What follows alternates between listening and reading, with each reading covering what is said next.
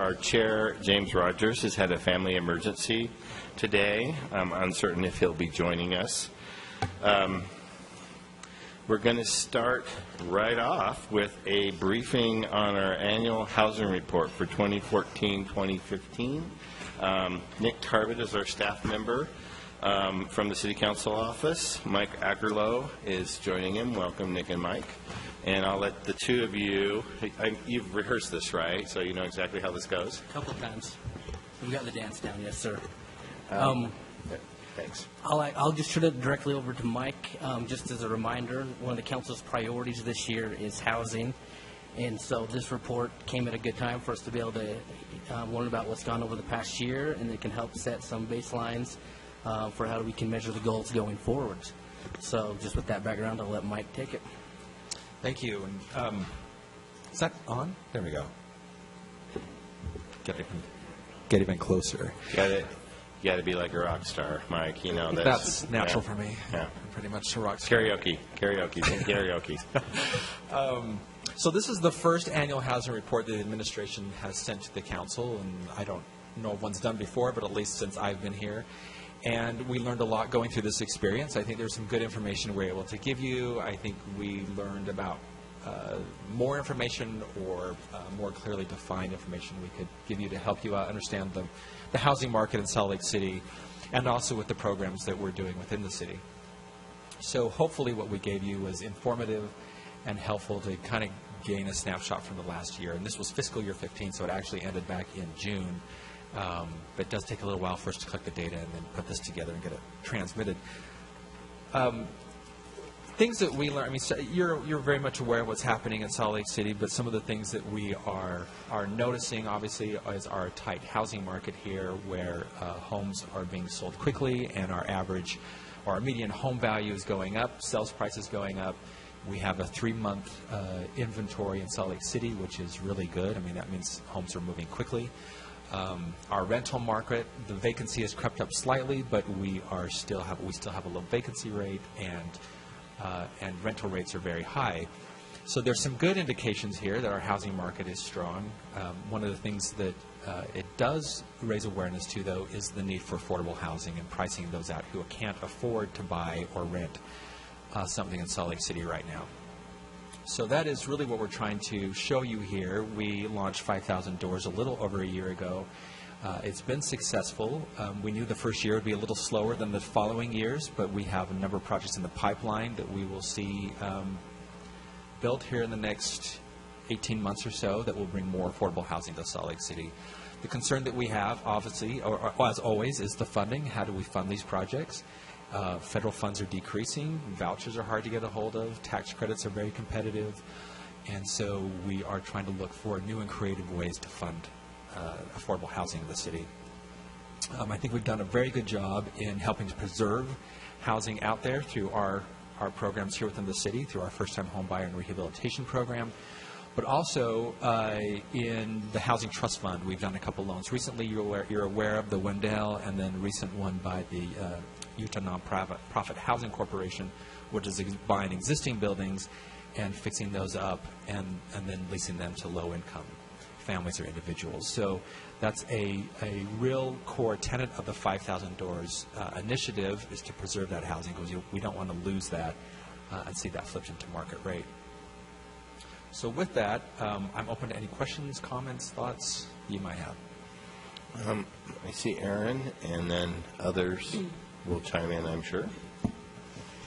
Mike, last week at our RDA meeting, Micah Peters was here talking to us about the Paper Box Project, which turned into an affordable housing discussion, sort of, and he brought up some good ideas to the RDA board.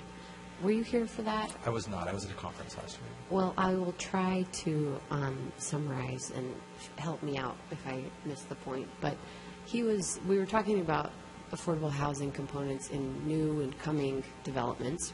And he was saying, why don't we go to existing developments and talk about working out a contract with them so that as their units open up, we work out an agreement to subsidize a portion of low-income or affordable housing in there.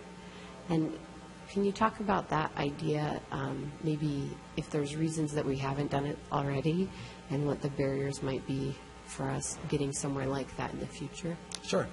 We do that, and in particular with homeless, or for housing for homeless individuals. So we will send out our contact or information to our landlords about needing space. It's how we are doing House 20, which is an initiative to house the top 20 users of homeless resources. We did it to do the veterans competition a little while ago, and we're very successful at that. So it is successful. I think it's certainly room to grow there. It could be more impactful. We could have a better list. We could have more. Hopefully, there are more ways to get others engaged in this. It does come down to a funding issue and how do we subsidize those units. And if we could have some additional funding, that would be very helpful. We have to look at vouchers, or we have to look at some of this other funding that we have that is really limited. So that's probably one of the impediments, but I think it's something we're trying to work through. But it does seem like it might be more affordable to approach existing housing than it is to approach in development housing, Right. In terms of what the market demand and market rate is for those new units compared to existing units. And so the gap could be smaller, perhaps, with existing.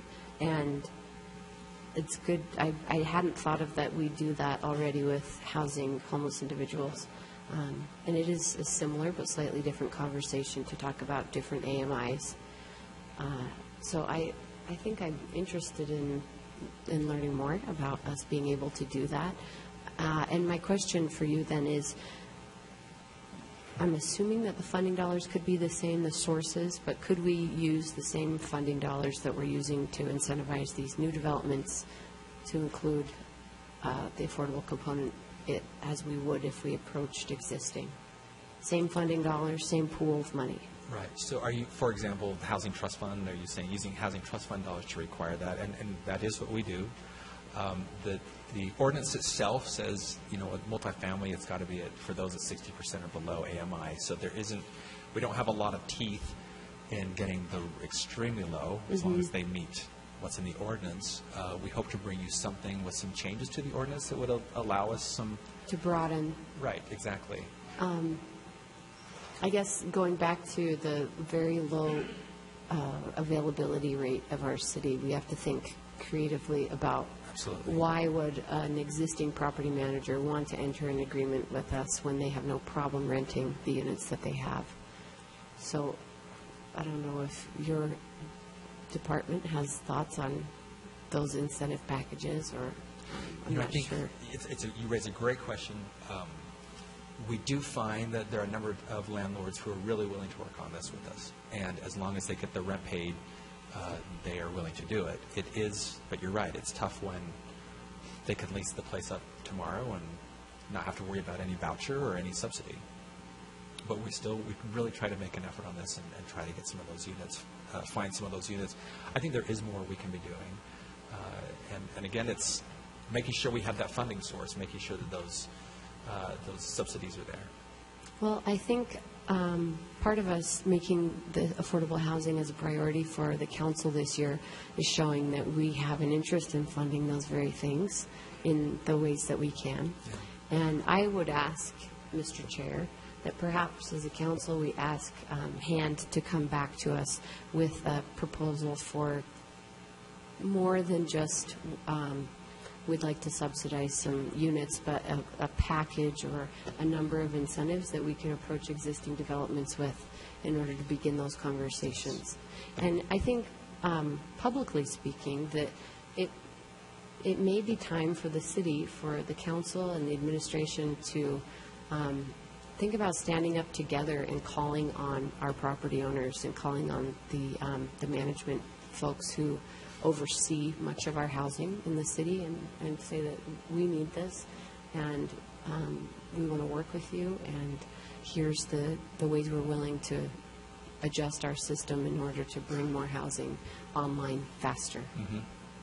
And may I add to that too, when you look at the funding sources that are available for affordable housing, it's very limited. I mean, while you are talking millions, you're talking about single-digit millions. You're not talking about tens of millions, which really is needed to fill that gap. And so while these discussions are very good, and I love the discussions we've had with you as the RDA board about some changes there that might be worth considering to put more money to citywide housing. It's very encouraging to us. I think and what we're really trying to do is look at how do we leverage those funds better. Maybe there's some private funds that are existing that could be leveraged even better to grow that fund. But what other sources are there? Some cities have done bonds, some cities have done levies. And when we're talking about those tens of millions that are really needed, you're going to have to look at some kind of a funding tool like that.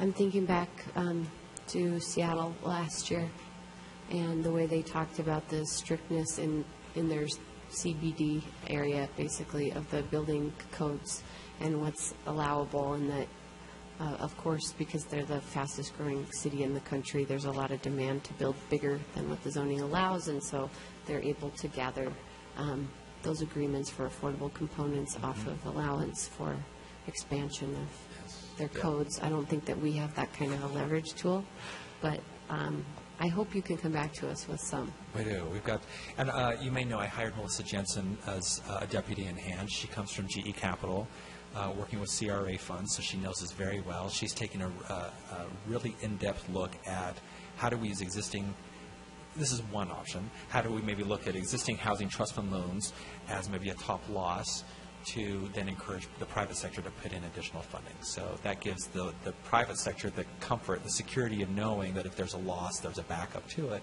But it really gives us the opportunity to grow some kind of a funding source. So, yeah, we're looking at a lot of different things that we'd love to bring back to you. Thank you. Other comments or questions? Lisa. I want to thank you for this really great report. I thought it was really helpful and gave us a great snapshot.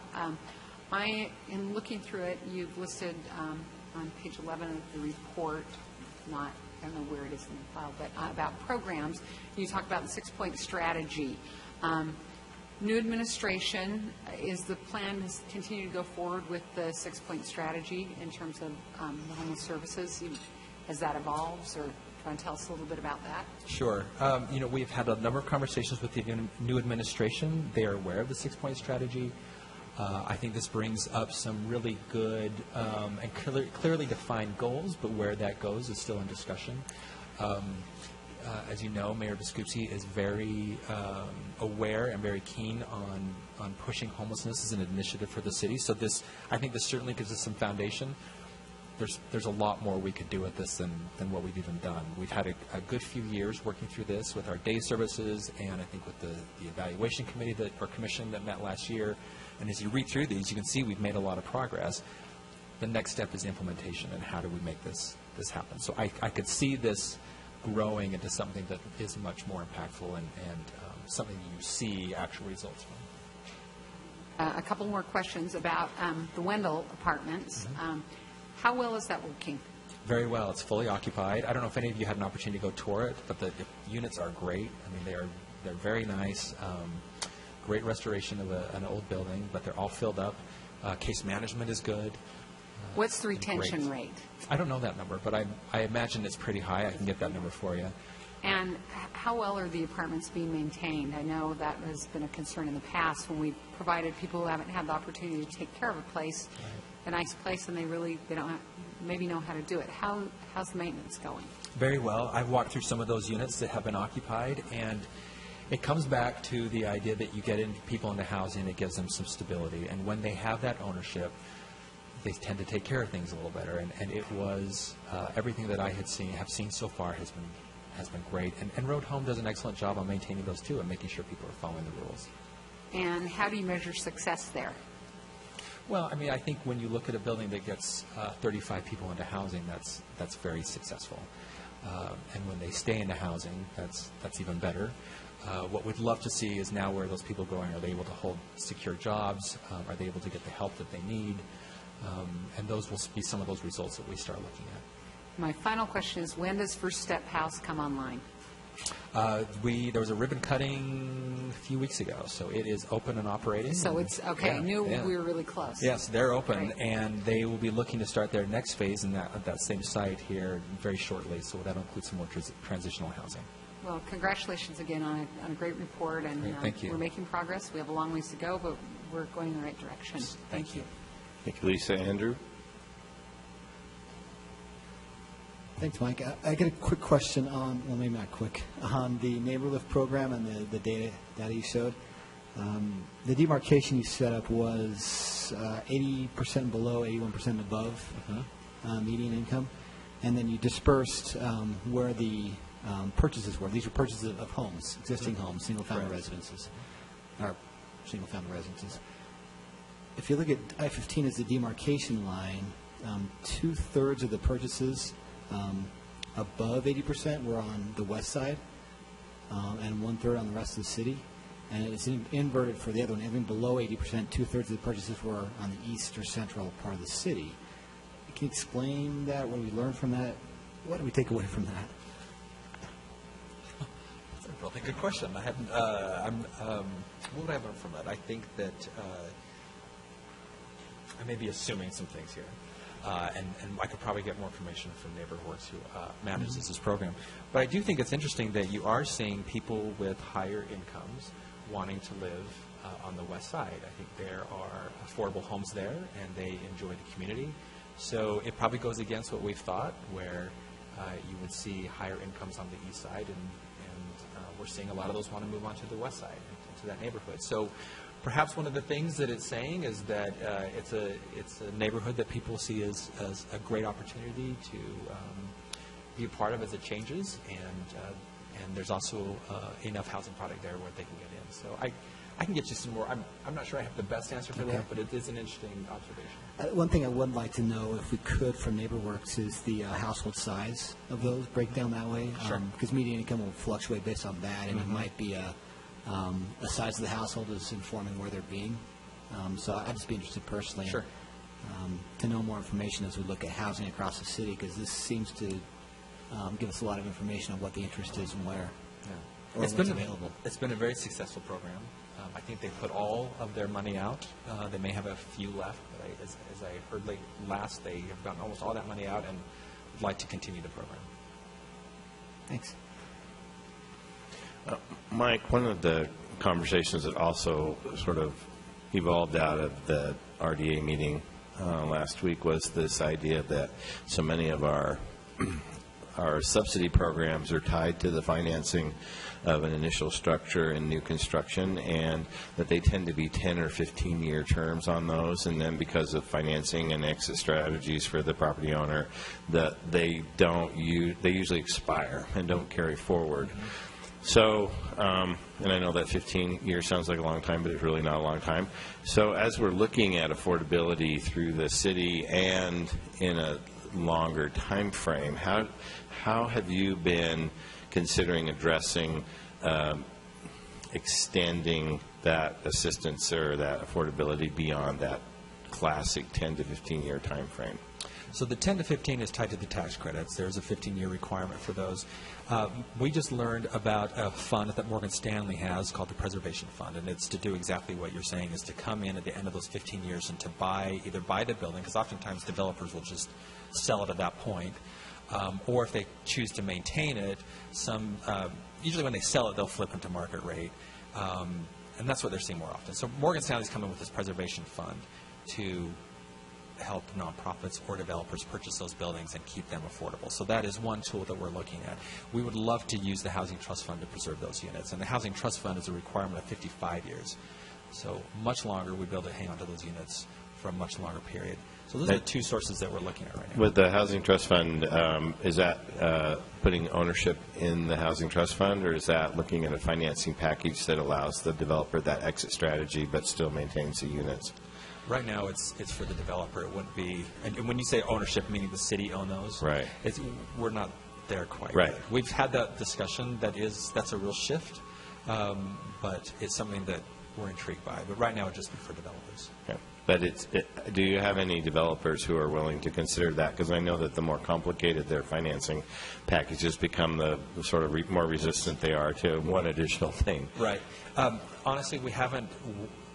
We've just started working on this. We just heard about this 2 weeks ago, these preservation funds. So to be honest with you, we're just getting started with this. But it is an issue that I know Utah Housing Corporation is concerned about, because they fund these tax credits, and then after 15 years, there's nothing that hangs on to those. So we are trying to get in front of that as well. Thanks, Mike. Any additional comments or questions for Mike? or for Nick. Nick, you got off the hook there. Mike, I'd just like to echo what other council members have said. This is a really informative report. We so much appreciate your work. And with the housing and homelessness priority, affordability and homelessness priority for the council this year, we expect to see a little more from you. So we'll let you know. Thank you. Thank you very much. We're on to item number 2 on our agenda, which is police use of lethal force. We're joined today by Allison on our staff. Welcome, Allison. And Ben, I think, is joining her as well. And we also have Chief Brown. Is this Mark Cottrell? Yes. And again, I'm assuming you've orchestrated this somehow, so I'll let you orchestrate.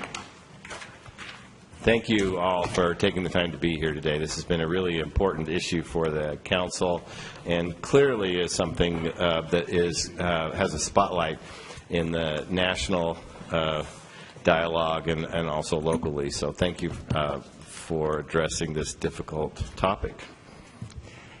Thank you, Mr. Chair. Just as a reminder for the council, in the last, since about October 2014, the council has expressed interest in improving their support for minimizing the use of deadly force to the extent possible by the police. The context, as the chair said, is nationwide scrutiny of police forces all over and a series of local incidents. All of the local incidents were ruled justified by the DA. And Chief Brown will have an additional presentation. Before we get to that, as a reminder, that this was a 2015 active project chosen by the council, and there are a number of policy questions in the staff report as well that you may wish to get to after the chief's presentation. So if there's nothing else. It's my turn. Well, thank you, council. It's a pleasure to be here today. This use of force is a big issue right now across our country. And you know what? It's a big issue here in Salt Lake City. We look at the Ferguson, the Baltimore, New York, Chicago. They've all had problems or issues with use of force. And it also comes back to Salt Lake City. We have issues here. But as we look at use of force, I think it's important that we take a broad perspective and look at what we're doing, more than just a snapshot that we see in the media, more than just what's being reported or you see in the protest. I think the bigger picture in use of force and lethal force is to look at what we have done as a police department in our training aspect, in teaching our officers how to use the proper force, the appropriate force, and when to use that force. And the new buzzword is de-escalation. I mean, if we don't have to be in a situation where we're using force or, unfortunately, lethal force, is there a better way to do that? With that being said, I didn't want this to be death by PowerPoint. And I know I kind of sent you a big packet, but there's a lot of information in there, and I hope this can be a conversation back and forth as we go. So, to lead into what we're going to talk about today. Chief, before you get started, are you suggesting that you'd like to entertain questions as we're going along? Yeah, sure. Okay. Absolutely. So council members, as you have yeah. questions, please identify those. So lethal force, or physical force, is defined as the amount of effort required by a police to compel compliance by an unwilling subject. It should never be anything more and never be excessive. And so that is kind of the definition. That definition can be implied all the way up and to include lethal force. Now, I'd like to introduce today, this is Lieutenant Lance Van Dongen. He heads up our training unit. He's going to be kind of my Vanna today, but he is wearing a duty uniform that has all these tools on it.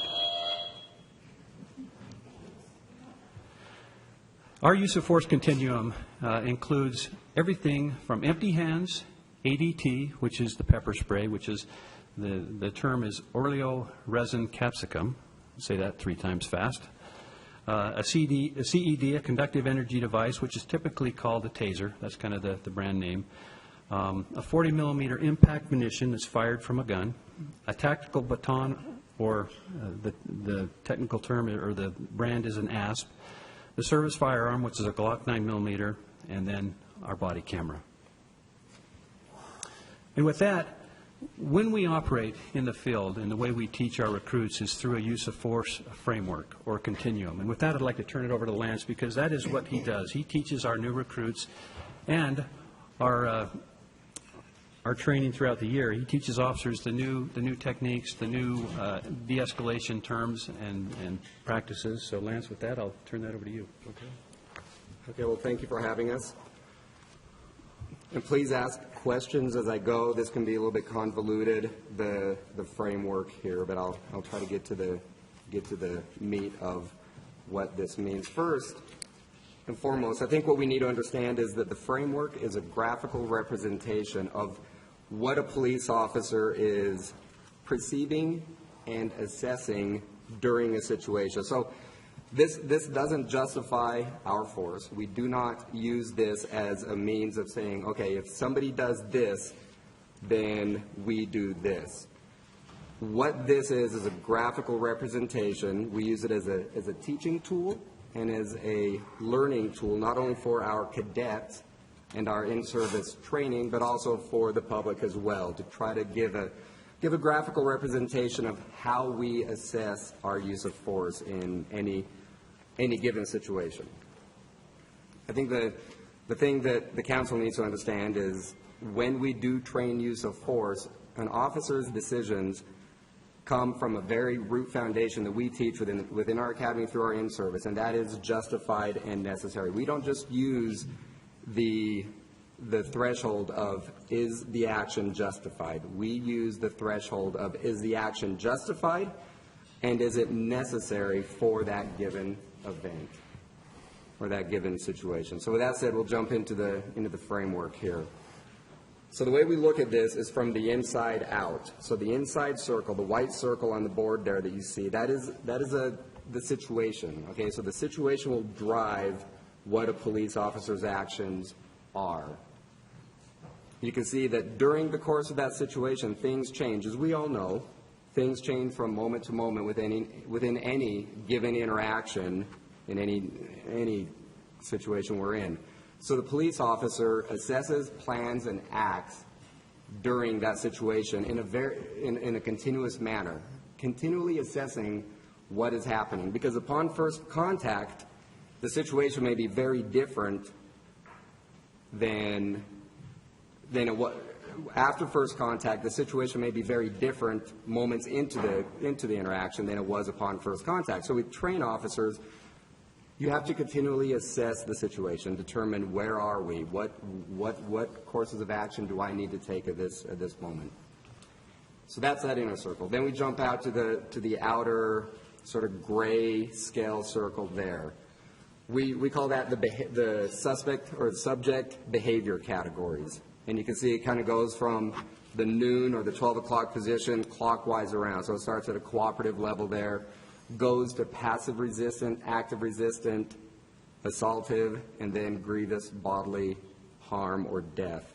So those are the subject's actions. Okay, so it's in a circle there, but it may not be progressive. Okay, everybody that we come in contact with, they are not cooperative initially, and then take this linear progression to grievous bodily harm or death. Okay, so that's why we have the circle there. The next circle out above that is the perception circle. The officer's perception of what is happening, that is what drives the officer's use of force at any given moment within that situation. It is not hindsight. It is what that officer is perceiving at that moment that drives his actions, what his decisions will be for that next moment in time during that interaction. So then the very outer circle is all the different colors there. Those are the uses of force. Those are the options that we train police officers that they have at their disposal to address a situation. And you can see that it starts sort of at the 12 o'clock position again with officer presence, okay? We understand that, and then it goes to communication. We understand that officer presence and communication is not a use of force. We don't define it as a use of force, but it impacts behavior.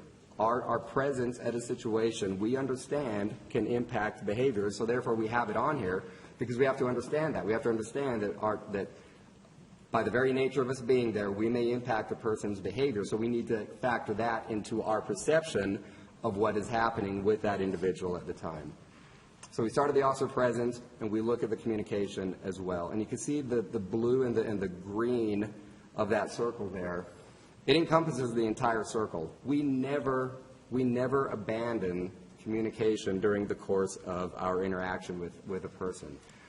The situation may lead to other uses of force, but communication is always a foundation for what we go for. Because the very goal in policing, when we interact with somebody that we have to detain, is voluntary compliance. Voluntary compliance is what we train all of our officers is the goal.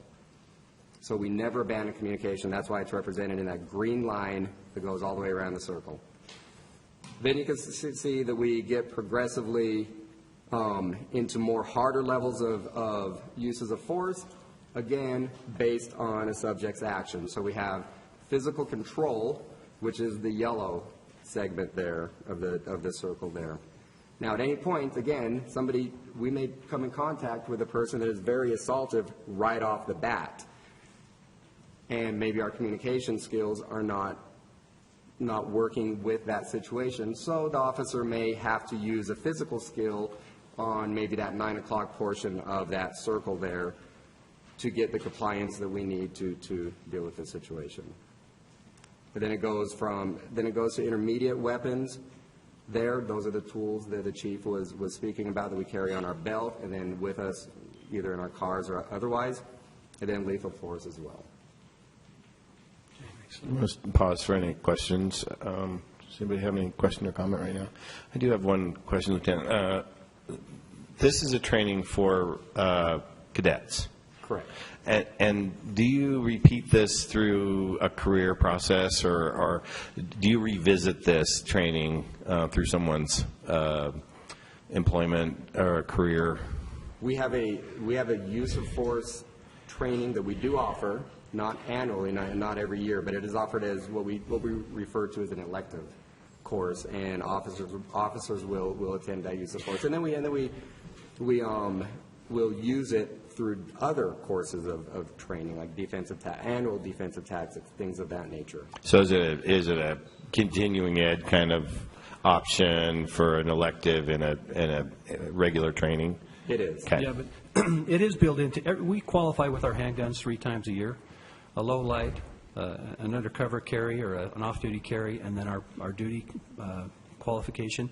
And within each of those qualifications, we revisit the use of force curriculum and the communicative aspects of that. So it's kind of entrenched into our culture and the way we train. Thanks.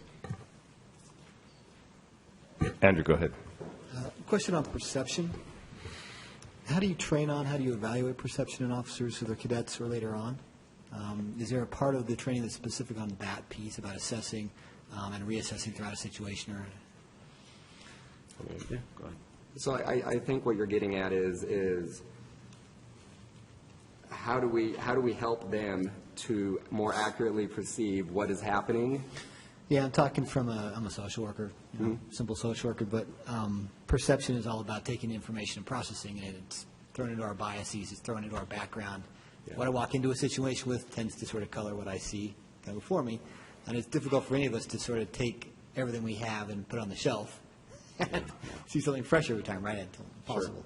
So talk about how do you manage that with the officers and individuals coming in to be officers or throughout their training, I think scenario-based training is one of the best ways that we achieve what you are getting at here, because we will not only look at what is happening throughout the nation and some of the hot topic and some of the high-profile events from a policing perspective throughout the nation, because that's the reality of the world we live in. We will bring those issues to the table within the training division that we work in, and develop training that will address those issues. Because if one police department somewhere else had that issue, then it's very likely we may have it at one point too, so we want to get ahead of the curve and do that. So we run a lot of scenario-based training where we have role players, we have an objective, we call them time hacks. So at a certain point or a certain level in the interaction, if the officer has picked up on this or this or this, then the scenario will go one way. If the officer has not picked up on a certain area within that context, that interaction, then the scenario will go another way, maybe not a desired way. And so that's a learning opportunity, right? So we end that scenario right there, and then we can brief the officer if you would have done this or this or this, and observe the individual was acting this way, which is representative of maybe some mental illness issues that we could have dealt with in a different way. Then those are learning opportunities. So I think scenario-based training is one of the best ways that we achieve that. Absolutely. I'd have to back that up. The more time a recruit has to apply these skills, the better they will be. And it's just repetitive scenario in all different aspects of police work, not just so much use of force, but in CIT or mental health issues, but it's basically just exposing them over and over and over with follow-up and debrief and coaching and counseling. And do you have examples of soft physical control you're referring to? Yeah, so what soft physical control would be a twist block type thing, or a physical escort. So if somebody is unruly at a establishment or an institution or something, they need to be removed out of there for whatever reason, we have escort techniques where we grab an arm and we control them that way and escort them off the premise. So that is what soft physical control is.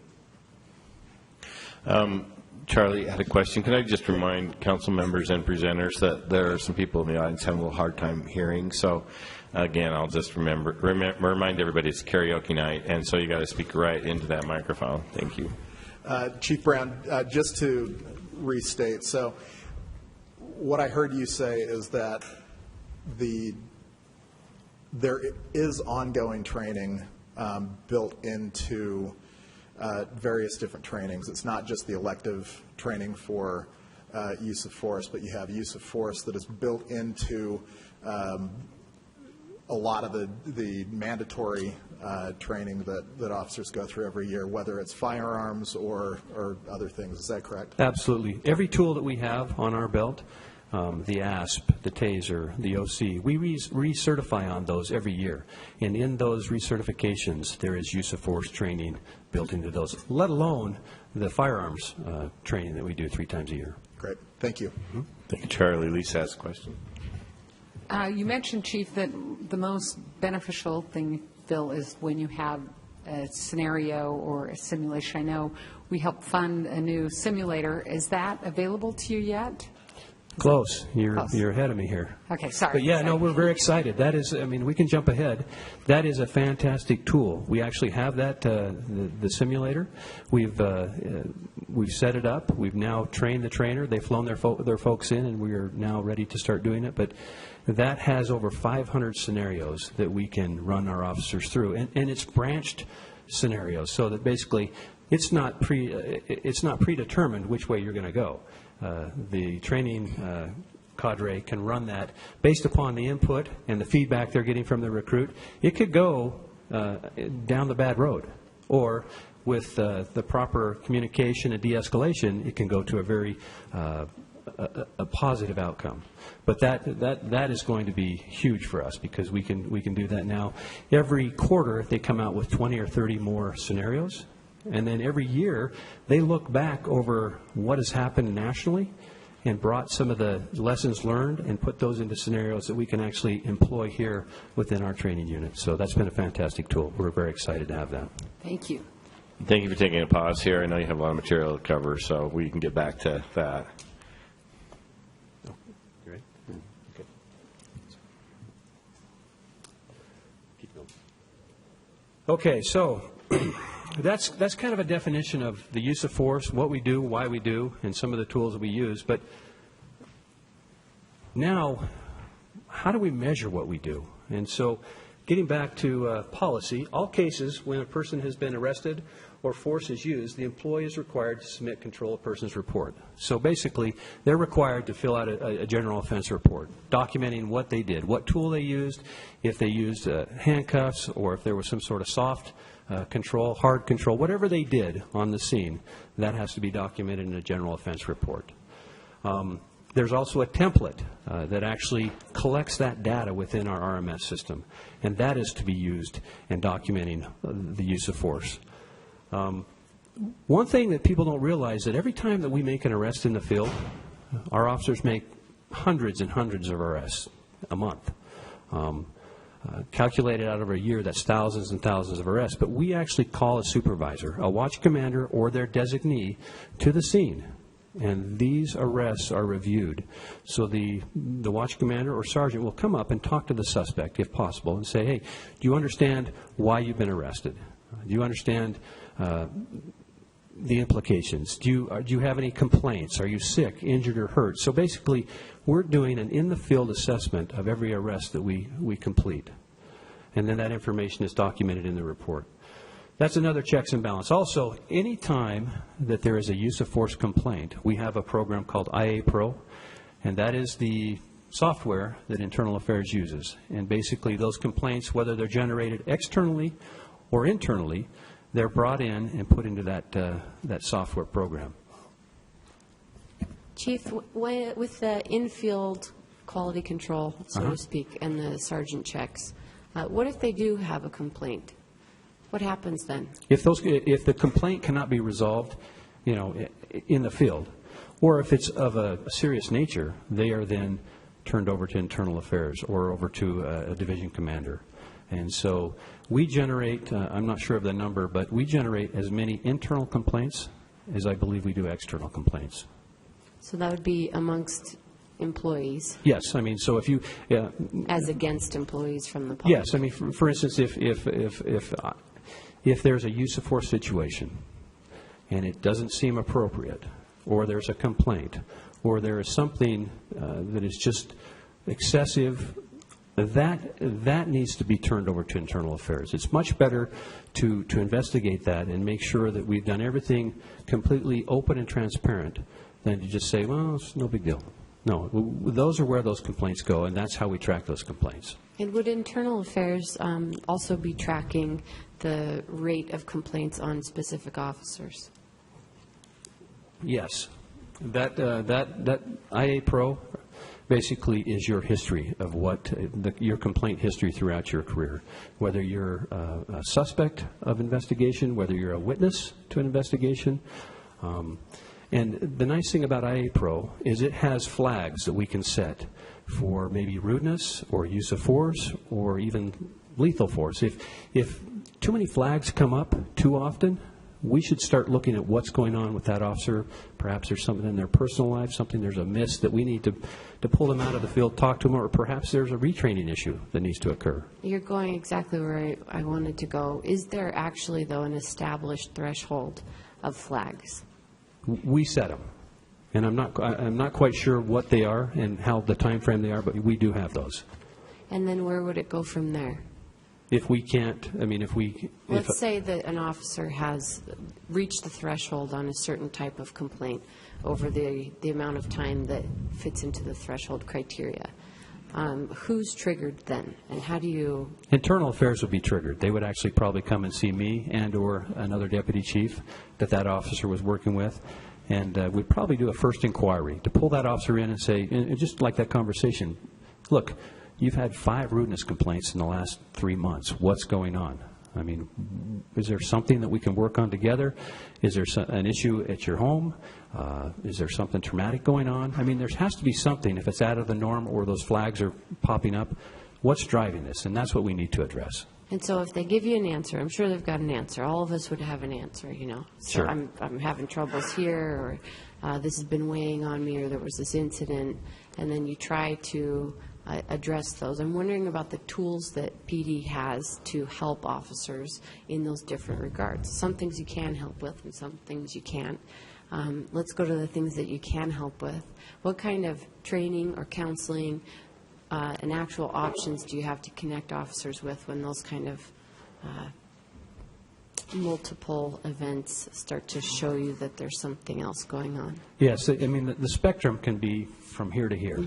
And basically, if it's a policy issue or a use of force issue, we can train that within our own department. But we have a peer support counselor in the department that has a myriad of different types of counseling that they can give to officers. And it's completely voluntary. I can't force somebody to go see somebody, but more often than not, officers realize when they have problems and they need help. It's not usually the first thing that they'll readily admit, because cops don't want to show any weakness. But when they understand they have a problem, we offer that. We strongly encourage it, and there are all kinds of counseling, alcohol issues, marriage issues. There's all types of support and help for those officers. Is that where you were going? Yeah, I guess with it, you can't make anyone do those types of counseling, I suppose. But what if they don't? And what if those issues recur? And well, if they're not responding, I know that it's few and far in between, but those are exactly perhaps the kind of escalated scenarios where they then meet up with some portion of the public or an individual who's also at that escalated place. Yeah. And tragedy only has to happen once for it to be tragic. Yeah, you're absolutely right. No, we like to start low. We'd like to maybe just address it with maybe coaching and counseling, and then maybe we can go with maybe a letter of reprimand, and then we can go into something punitive with some time off. But if they're not responding to training, you kind of have to escalate where you're going with your discipline. And hopefully you get compliance. That's the end goal, just like use of force. We want voluntary compliance. We want to correct whatever is a problem with that officer. But hopefully we can correct it through means that we wouldn't have to use discipline. Thanks for going down that path with Sure, me. you bet. And then anytime by policy that there is an injury or we use of force, we require our officers to take photographs, because that helps document exactly what occurred. And more importantly is most everything now, hopefully, is captured on our body cams. The next slide is basically just a template of the collection piece that we use within Versaterm to collect the information. A lot of it is just the drop-down boxes. Now, I will say, over the course of the last 10 years, we have not collected information very well. In fact, across the country, law enforcement has not collected information very well on use of force. There's no national structure. There's no national requirement. Even within the Salt Lake City Police Department, we have had different ideas of what use of force is. Is putting handcuffs somebody on use of force? It's a tool, but it's not really a use of force. So officers have been asked to complete these forms. Sometimes 5 officers will complete the same form, so you can see garbage in, garbage out. And so Deputy Chief Doubt and his work through working with the RMS has basically over the last year tweaked this model, our collection of use of force, and we have it now to where we are that close to putting something out on the website that you can readily see the use of force, why it occurred, who it occurred, the demographics, the race, the ethnicity, all these things that is really driving these conversations across the country now. We would love to be, and it's been one of my directives since I took command of the Salt Lake City Police Department, is to be open and transparent. Ultimately, as much as we can. And so, Tim, are we thinking, spring? A couple months? So it's almost there, and we're very excited. I think it'll be met with a lot of, I think people will be very excited to see what we're doing in that realm.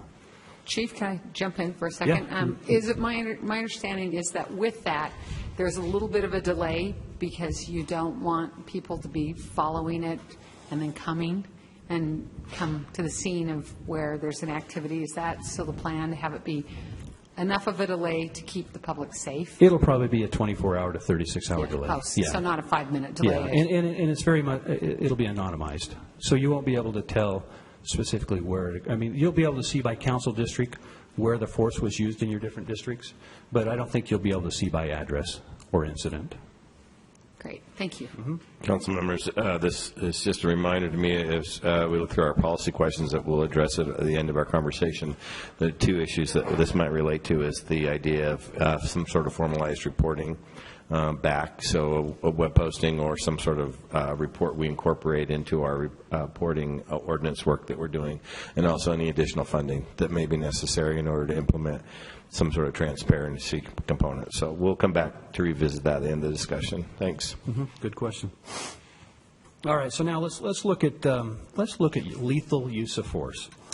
The next graph that you look at is a bar graph of the last 6 years of lethal use of force incidents here in Salt Lake City. 2015, we had 4 of which were justified, 2 of which were lethal. When you look at 2014, you see we had 2, 2, and 2. 2012, we had 1. 2011, we had 4 lethal force use of force, 2 of which were lethal, 2 of which were justified. Now, you may look across that graph and say, well, gosh, we only had 4. Well, I look at that graph and say, what could we do better? I mean, really, that really shows that 4 times we had to use lethal force. Now, in this day and age, there are times when an officer has to use lethal force. But it goes back to my comments at the very first. Is there something in the big picture that we could have learned from, trained, implemented, that we didn't have to be down that road? And so that's kind of what I see as I look at that graph. The next graph is basically just comparative numbers per capita. So when you take the last 14 years, you can now see the justified fatal use of force per capita. So that's per 100,000 people. From there, we can take that information and apply it to the next graph, which shows 6 cities in kind of our western region, and it shows how Salt Lake City PD stacked up against Austin PD, Dallas Police Department, Los Angeles County Sheriffs, Denver, Phoenix, Tucson, and the black line is us. So when you see the black line, we're well within the norms, but norm is not where we want to be. We want to be better than norm. So, and the problem we had with gathering that data, there's no uniform or structured collection or dissemination of that kind of data across the country. DOJ has just started a data collection initiative which involves 25 pilot cities so that they can start looking at this and collect that information on a standardized form. But right now, that is really all we have. Portland would probably be our closest population, demographic, and police department size.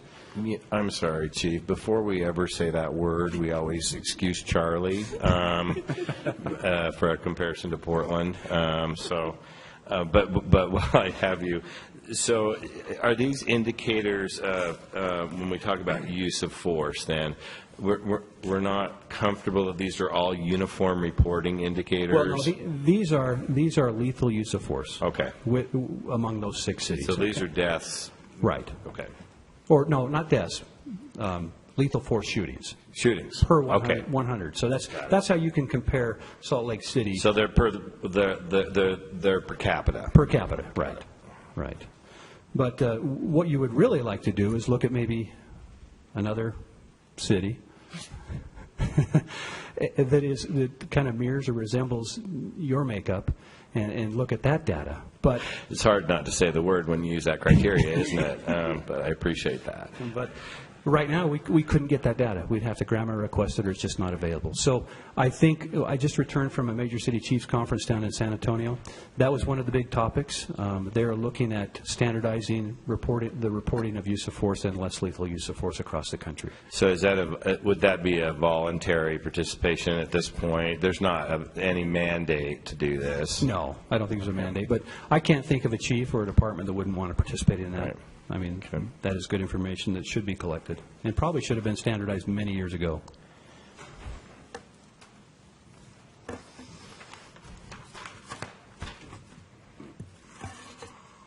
Okay, so moving on to training and tactics. Now we know what we actually defined as use of force, what we've collected, and now with that information, what do we do with it? Internal affairs and the training unit within the Salt Lake City Police Department now fall under one bureau, the Professional Standards Bureau. And that's key because when we have a shooting or a situation, a lethal use of force situation, we not only call out the officer-involved shooting protocol team, we also call out our internal affairs guys along with our training unit.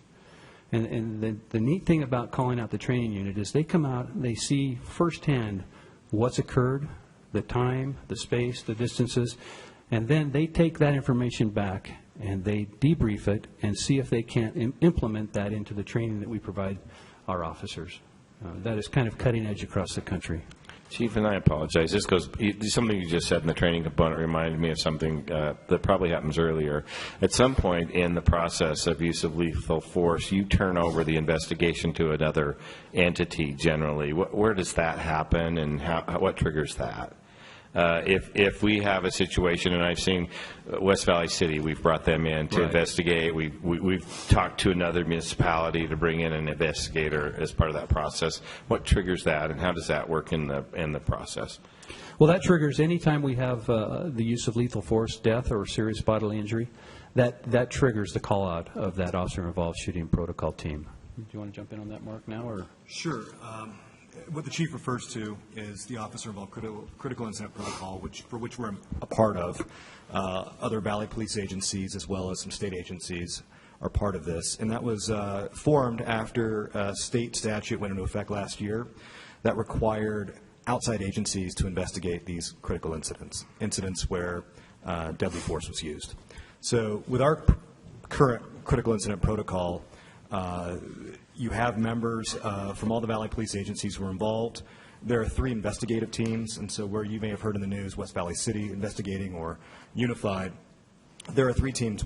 Salt Lake City leads one, Unified leads another, and West Valley City leads another. Those teams also have other members from smaller agencies as part of the investigative team itself. And that went into effect last year, although before the protocol went into effect, we had an informal agreement with Unified and West Valley City to begin that outside investigation. Good. All right. So I think it's important to collect information and data, but I think it's more important to take that information and what you've learned from the street and put it back into your training component of our training unit, how we train our recruits and officers. I think that's probably the most important thing, or one of the most important things we do now. So moving on to training, what I'd like you to, the next pie chart shows kind of the time breakdown of our academy. So when Lance and his officers train our new recruits, that's a breakdown of what the different disciplines and different things that the officers train on. And what I think is interesting and is kind of the direction we need to go. If you look at firearms, we train 6% of our time on firearms. But if you look down to the left, defensive tactics is 12%. And communication and behavior is 6%. And then scenarios is another 6%. So really, 6% of our time is used training lethal force, and 24% of our time is used to train de-escalation tactiques, communication, less lethal options, and policies that help us so we don't have to escalate things to those use of force. Lance, you want to jump in on that?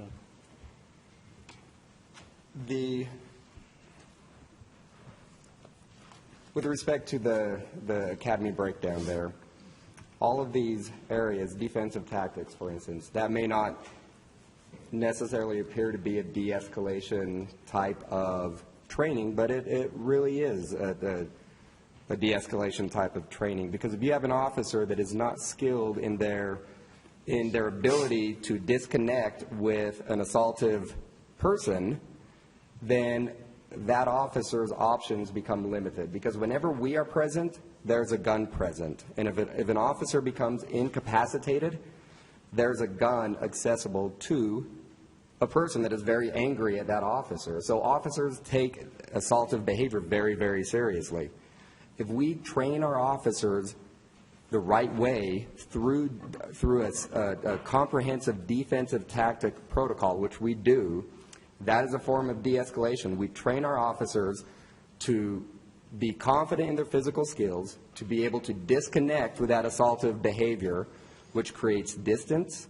They can then perhaps seek cover, and both of those things give us time. And once we have time as a police officer, we have options. We can bring options to that encounter as opposed to being stuck with that assaultive behavior right off the bat.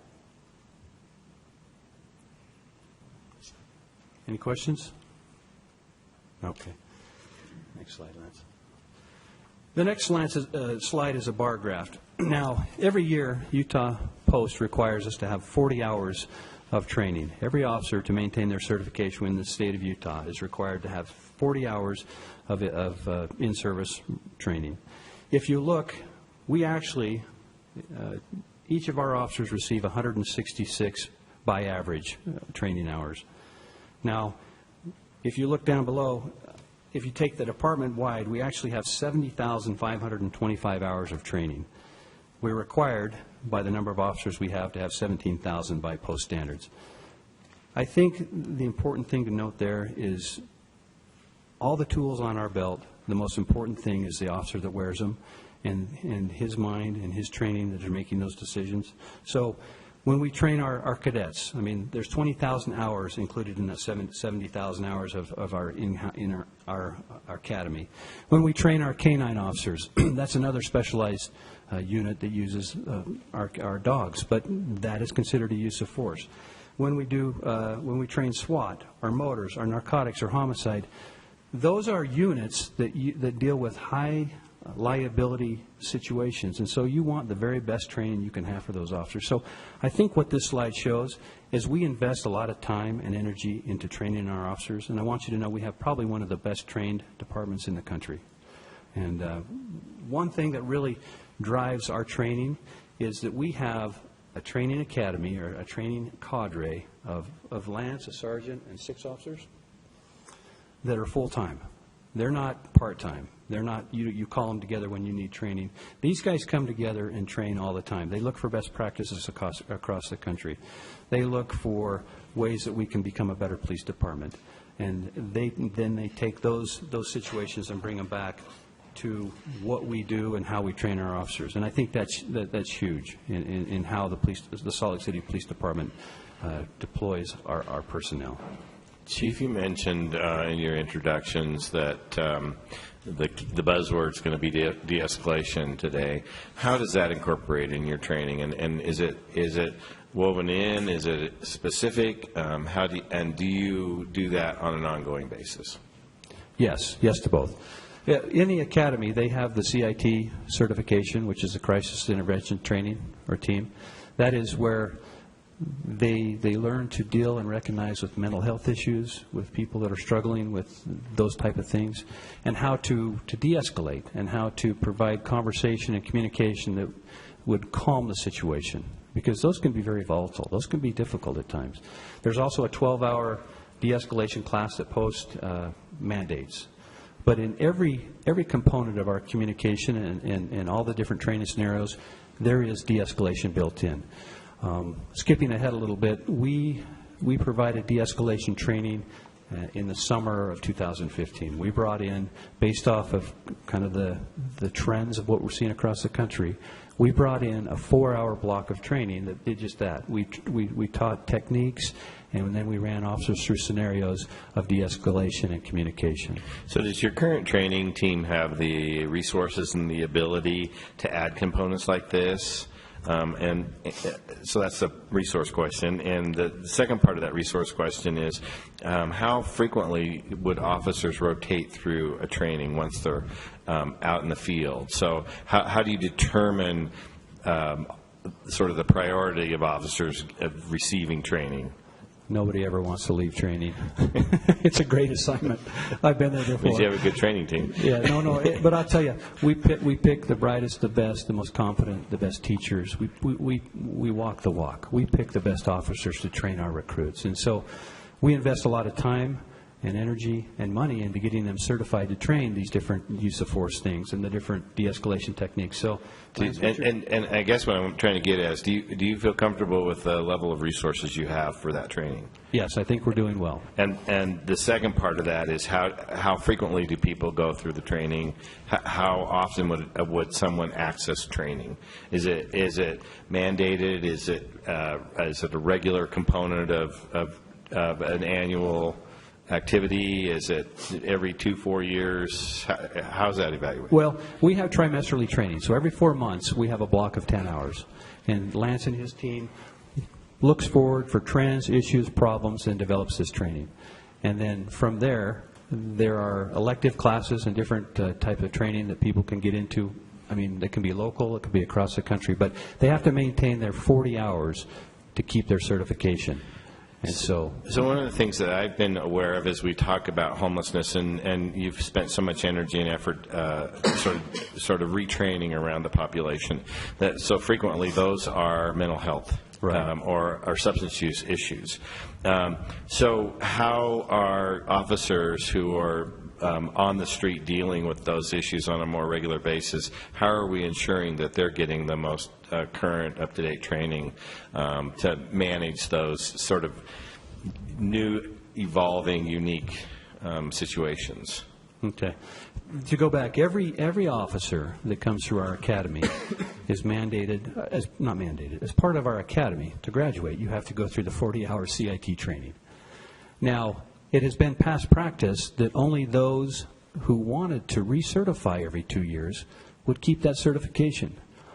I look at that as a wasted amount of time, energy, and training, personally. And so, in talking with Deputy Chief Josh Sharman, we actually run the CIT, the state certification for the state of Utah, and we are now going to make it mandatory that you keep that certification, because why would you let such a valuable tool lapse, or why wouldn't you use that? So I think if we're going to put the time in, we're going to put the time to maintain that certification, and that's one of the changes that I've made and implemented as being chief. Okay, and that would be a state-level requirement. Well, I don't know if it would be state level, but certainly we're going to do it. It's going to be a Salt Lake City requirement. Aaron. That's great to hear. I wonder if you could talk a little bit, perhaps about the training and the best practices that you see around the country, and indicators in cadets that might tell you maybe this person isn't good under that type of pressure, and that given a critical scenario, it could go down the wrong path more likely than the next cadet's potential. So can you talk to us about maybe how those indicators are changing nationally, how as a trainer you are equipped and your scenario training and the other tools that you use to kind of flesh cadets out helps you see where good officers will be and maybe when someone shouldn't continue down the path of training? Lance, I'll let you wheelhouse, and then I'll jump in on the end. That's a good question. All right. That is an excellent question. I think one of the key terms, as Councilman Rogers said, is evolving. This is an evolving thing, as anything, and police work is evolving and always trying to make sure that we are meeting the needs of our population, our society, whatever. It's different in Salt Lake City than it is in Portland. And So we because of that, we do try to stay on top of those best practices where we can learn from others. One of the best ways to do that is through after-action reports. So we have a network that we will get after-action reports from different agencies, different municipalities that have been involved in incidences. We will look through that after-action report. Usually that will be very comprehensive in what the situation was, what the options available were, what action was taken, and then the after review of it, what could have happened, what that agency or that municipality deems as maybe an alternative course of action or whatever the case may be. So we will use those as a way of bringing those best practices to us. When we implement that into our scenarios for our recruits to try to determine whether there is indicators there that maybe your recruit is not able to communicate the right way or apply the right level of force when it is needed, whatever reason, whether they're using more than what is required or less than what is required for that situation, then we do that through our scenarios. We try to be very objective. So our scenarios, the way that we write our scenarios is they're written out. We have an objective. So we may have a domestic violence situation. There's an objective to that domestic violence situation. The objective being to maybe obtain voluntary compliance from an assaultive partner in this situation. That's the objective. And then we try to be very objective in our grading of that person. So do they meet standards? Are they exceeding our levels of expectations, or are they below our levels of expectations with respect to that scenario? Then we look at that. That kind of gives us kind of a quantitative measure of where that person is. And then we collectively take that over the course of an academy, and we'll evaluate where that person is or is not within their training and whether they should continue. So it sounds like they could maybe require some additional training if they aren't at the right level, or would you, how often might you say you just aren't going to be able to graduate? Infrequently.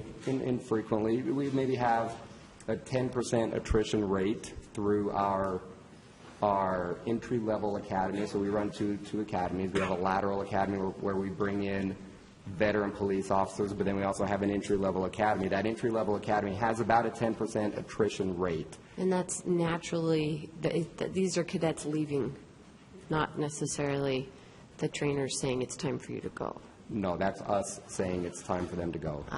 Yeah, okay. and one thing I'd like to add and point out is Salt Lake City has the luxury of having their own police academy. We are a state certified post academy.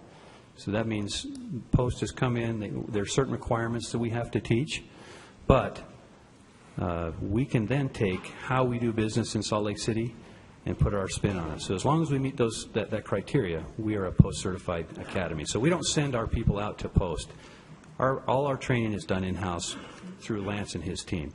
And so I think we're able to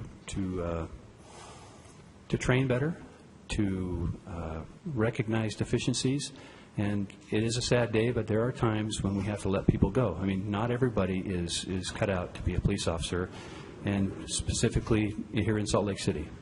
It's a very busy, dynamic, fluid city and type of police work. I'm grateful that you let people go, actually. I think that the consequence of not doing so is potentially harm to themselves and to the public. It's a very serious line of work that you're in, and you're equipped with a lot of tools on your belt. So 1 in 10 is, it seems high to me, actually. So if you feel like it's low, that's probably more accurate. But I think it's a difficult job, and so surely you will have people come in who aren't going to fit the description. And I was asking really what kind of indicators tell you that they aren't, but you needn't go there. It sounds like you know what those indicators are, and you're exercising. And you know, what typically happens is a lot of times they self-identify. A lot of times they'll come and tap out themselves, knowing that finally the realization comes to mind that they're just not cut out for this job. And so rather than let people go, a lot of times they'll come and see Lance or his staff and say, look, this is just not for me. Derek had a comment or question? Thanks for being here, Chief. Sure. So my question on the academy is, you said you have 6 full-time trainers, is that correct? You have 7, but you have 6 right now. Yes. No, we have 6. 6? Yes. Okay. And how many of them are women? Do you have any female trainers? 1. One? One, Okay. yeah. And just to keep the de-escalation buzzword alive, do you feel like having a female presence in training contributes in any significant manner one way or the other to better facilitating de-escalation techniques, or I'm curious what the diverse makeup of your training, your teachers, means for the officers in the long run.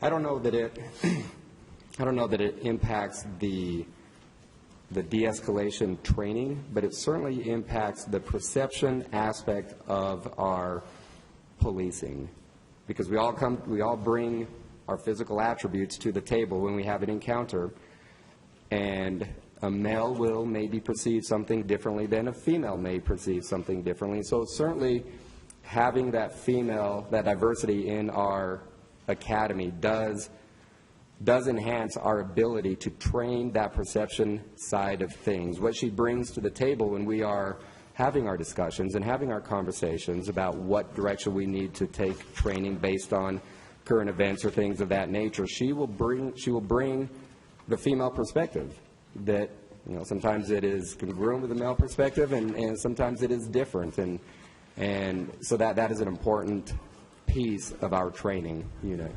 And just to further that, having done this now for 25 years, make no mistake, a female officer brings a completely different perspective to some calls, and I have been just amazed at the communicative and de-escalation tactics and skills that female officers have. I mean, they are very patient, they communicate well, and being in situations where are very tense, our female counterparts do fantastic work. And that's not to say that if it's time to go hands-on, they are very capable in that aspect too. Council Members, Chief, we've scheduled about another 25 minutes. I want to make sure that you cover the things that you wanted to cover, and I want to give some time at the end for some conversation about some either things that didn't come up or some policy direction our staff is looking for going forward. Okay. We can, let's go next slide. I'll go back just a little bit. These are the four areas of training that we have done. One was the funding that the council gave us for 2015-16 in the sexual assault and investigative tactics and procedures. We brought in some of the best practices and the best doctors in the country, and helped us to develop a training module. That module was rolled out in the fall of 2015, and it's an investigative skill set, but moreover, it's a de-escalation skill set, because when you talk to people that have been involved in these type of crimes, a sexual assault or something like that, it's a very skilled officer that can go out and get the information without causing more harm or to offend these type of victims. And so we felt very much that could be used across the board in all kinds of investigations we do. We also recently completed Blue Courage, which basically takes us back to the very root of why we became police officers, and that was to serve the citizens. The de-escalation training we talked to, and then we're moving forward to kind of an old but yet new concept called verbal judo. When we first hired on, it was verbal judo, and it's kind of a repetitive communication process, but it's structured. But when we all learned it back in 1991 and 92, that kind of tells you how old I am, but we kind of laughed at it. But when we took it to the street, it was a a tool that was very useful. So that's not how you fight with your spouse? Just wondering. I'm not even going to touch that one. As with any training council member, we assume you use it with the highest intent and purpose. So. All right, we talked about the simulator that we received funding for. We're very excited. It was under budget. Some of the extra savings are going to go to buy some tripods and maybe some soundproofing, but we're very excited and thankful to have that. I think that'll pay huge dividends down the road for us. Next one. And there you go. There's the picture of it. There's the screen, the chairs, the computer. And the nice thing is it works with all the tools that we have, not just lethal force, but every tool that we carry on our belt. We've talked about some of the benchmark training there. Let's talk about mechanisms for transparency and accountability. Mark, do you want to say anything more on the officer-involved shooting? I don't think so. If there are questions, I'm happy to answer them.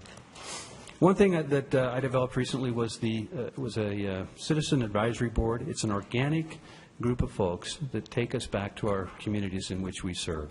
It's headed up by Dr. Parker, who teaches up at the University of Utah, but it's made up of very diverse individuals within our community. They're not really political in nature, but they're people who want to teach us about their communities and the people we serve and want to learn from us and take what we do back to the community. So I think it's going to pay huge dividends to us as a department to know why and what we're doing if it has an impact. For instance, Talina Tasinga, she represents the Polynesian community, and she came to me and she says, why do you always patrol Glendale and Rose Park in your blacked out cars with tinted windows? We know who you are. You're the gang unit. What do you think? We're all gang members? And I thought, wow, that's very perceptive. That's something coming back to me that I says, gosh, that's exactly what we do. And why? Why don't we go out and work together and have that face-to-face conversation? So that's something that I think this little group can really do for us, is help us to branch back into the community of which we're supposed to be serving. Internal Affairs, again, brings another perspective of transparency. They're very good at what they do. Nobody likes to go to Internal Affairs. It's not a fun day to sit there and have to answer for what you may have done or what somebody else did. But it's a very necessary thing for the police department to maintain trust to those we serve. The Civilian Review Board, I think, is sometimes overlooked in value. It's a very valuable tool. It's headed up by Rick Rasmussen, who's here today. And then Rick, I think he has 14 members of his board from the different districts here within the city, 2 from each one. But Rick and his team review every internal affairs case that comes through. Not just use of force, all of them. Traffic accidents, pursuits, inappropriate contacts, and use of force. And then Rick puts out a quarterly report that shows what their outcome was, what our outcome was. So it's a very transparent process. So I would really like to maybe take our CAB and marry that up with the CRB. So we're talking a lot of acronyms. So the Citizen Advisory Board is very excited to learn a little more about CRB and see how we can take that message back to our communities. And then I think Mark talked about the District Attorney's Office. Next one. So I think this slide just covers what I discussed earlier on the Officer-Involved Critical Incident Protocol. Essentially, this covers when it would be invoked.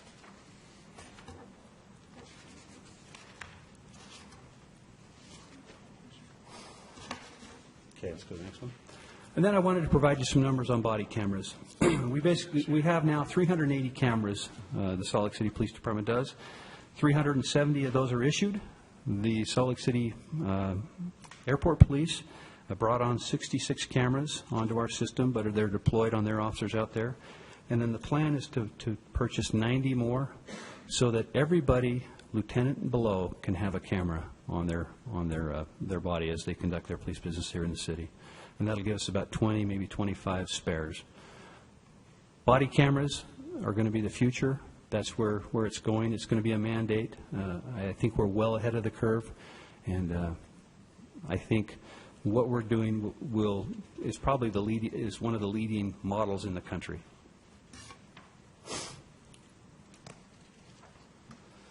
There are definitely advantages, and I'll quickly go through some of those. Every time there's a camera on, everybody behaves better. There's just a fact. I mean, if the camera's on, officers behave better, and so do citizens. And then what we can do from there is we can go back and review. Internal affairs investigations become much easier because you can actually see what's happening. When you go to court time is cut down because you can introduce your camera into court as evidence.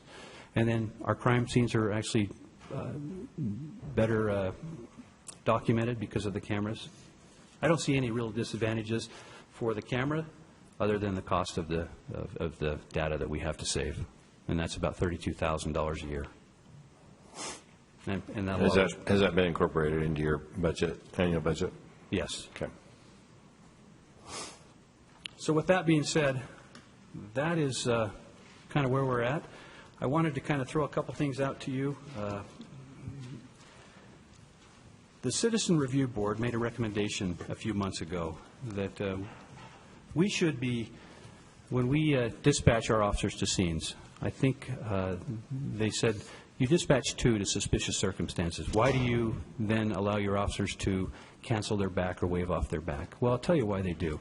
Because we have been down so many officers over the last few years in patrol that guys are trying to run from call to call to call. They're trying to serve the public at the risk of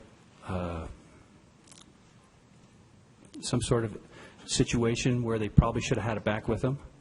And so with that being said, I'm going to put out a chief's memo that basically says, look, we're going to get back to not canceling our back until we have arrived on scene, until we can visually assess if there's going to be a problem or not. And then if it's just a little girl looking for a lost cat, we'll wave off that back and they can go do something else. But that begs the question, where are those bodies going to come from? How are we going to do that? Because if we're going to mandate patrol to keep going 2-car to all these calls, the backlog is going to get bigger. Well, what we've done is we've taken the attrition savings of 2 deputy chiefs and a few other positions, and we've converted those into overtime spots. And so right now, for the last couple of weeks, we've been able to deploy 36 4-hour blocks of overtime into our patrol ranks. And that has paid huge dividends, because now there is no backlog, or it's very small. Now we have the coverage to send 2 officers to those calls. And now officers are getting 10-7s. Now we're able to get to that backlog so people aren't waiting 5, 6, 7 hours for a burglary investigation. We're serving the citizens much better. That is just a stopgap until we can get these officers and recruits out of our academies. The new hires will be ready to go, I believe, June 18th, Lance? Yes. The lateral hires will be hired here in March, and they'll be out on June 4th. So 16 new hires, 22 laterals. We're looking at 38 new officers into patrol, and hopefully by the 1st of June, well, towards the end of June. Then the problem is, how do we always keep our ranks full? Well, I've instructed the background investigations. Sometimes our hiring process is too long. It just takes too long. We go through the background, the financial checks, the psychological tests that we do. And by the time we get through it, somebody else, this officer is hired on somewhere else, or they're doing something else. So we've shortened that time. We've redeployed some assets to the background investigation team. And then if we need to, we're going to put more assets into training, because I think the 2 or 3 officers that we pay forward will pay huge dividends on the back end, so that we always keep those officer ranks full. I know that the City Council has given us 10 unfunded positions for years. I don't think we've ever touched them. It's great to have them, but we've never used them. And so with that being said, we are going to fill up those ranks. We'll now be funded at 453. If we can have 10 more, that's 463. And then through attrition, we lose them and they retire or they leave for, some reason, but we'll just keep that number as close to we can at 453. Yeah, Charlie has a question, but before we go to Charlie, Cindy just has a clarification comment. Just for those that aren't familiar with this unusual system, the reason that the council gave the police department 10 unfunded FTEs is to give them the flexibility that it would take to get to full staffing. So what could happen, as the chief is describing, is that they could actually overhire in the beginning of their class, because they can look at the usual attrition rate, not only in the class, but also in their ranks. So you have people retiring, people going on military leave, all kinds of things that influence this. So what the council was seeing is that the police department was always 5 or more officers down, because by the time you get the class trained, people have retired, that kind of a thing. So the 10 unfunded positions, if used, as the chief is talking about doing, would actually keep the ranks up. Mm-hmm. Absolutely. Without additional funding. It was in concept, it was beautiful, but in practice, I don't think we ever touched them. And so we are going to do a continual hiring. We're going to shorten the time frame and keep doing more and more academies. And Charlie had a question. Yes, and actually it's more of a comment than a question. I just want to thank you, Chief Brown, for really diving into this issue. It's been an issue for a long time, not just with the hiring, but also with the backlog that officers have had to deal with. It's frustrating to the public, but it's equally, if not more frustrating to the officers who are bouncing from call to call to call and not really ever able to do what they'd like to do in their shift, which is, working directly with the public, having time to look at some of the preventative measures, to do some of the patrolling, instead of just being so responsive all the time. And so, I know that with the funding that the council has provided, I just want to thank you for not only using that funding the way that that we had hoped it would be used as a council when we appropriated it, but for also looking at different creative ways, using the money from the two deputy chiefs to go into overtime. I mean, those are the kinds of things that I think have been lacking, honestly, in the department, and your willingness to experiment successfully with a lot of these things, I think, is really improving not only the public perception, the feedback that I hear. I mean, people are seeing officers more in their neighborhoods than they have been. It's the interactions with officers have been very positive, but also from the officers that I've talked to, they're also expressing their appreciation and that things have dramatically improved over the past several months. So thank you very much. Thank you. And then just a couple more things, and then we'll be done if you're done. But we have some grant funding. I would like to convert that grant funding, some of that, into more overtime shifts. So I'm looking at 21 more overtime shifts per week. And like I say, if that'll get us to those recruits that are graduating, and then we'll keep those numbers up as high as we can. And then one other thing I think would really be beneficial, and this would certainly be up to the council, but I would like to come back if it would be, if you guys would like, and do a quarterly report, so we don't have to do this just once a year. I think the more we talk about it, the more discussion we have about it, the more interest from the folks in the audience. I think it coming together and talking about these issues is where the solution lies, and being as transparent as we can. And so with that, if the CRB, Rick and myself would like to come back, that'd be great. And then touching on the CRB, I know there was one issue that I wanted to talk about is independent counsel for the CRB might be a huge thing to provide that one more level of transparency.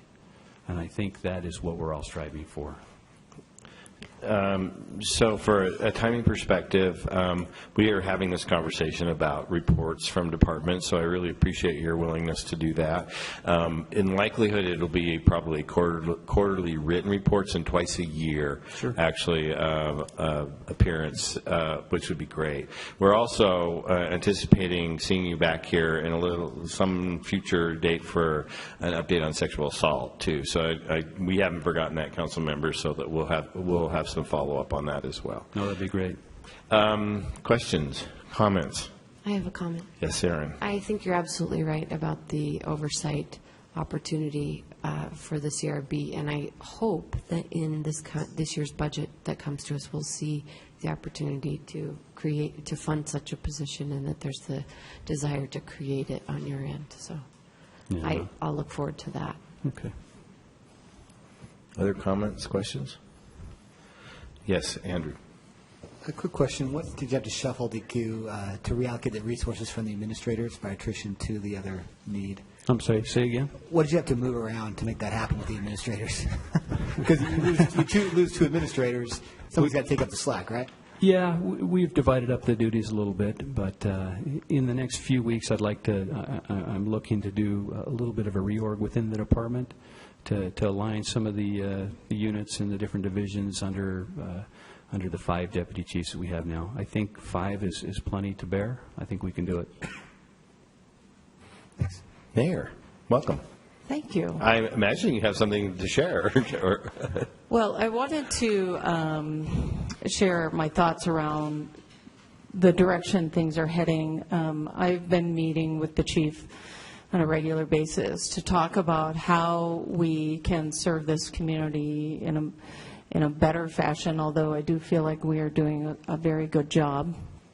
And I am confident that the direction that the chief is heading with his recommendations are headed in the right direction and will create a much more effective department, but also one that is more transparent than it has been, and I think that's a direction we all want to head. So I hope we'll find support amongst the council with the recommendations that have been made. Thank you. I do have a couple of thoughts I just wanted to share, and then we're going to have a little discussion on some of our policy questions that the staff has raised.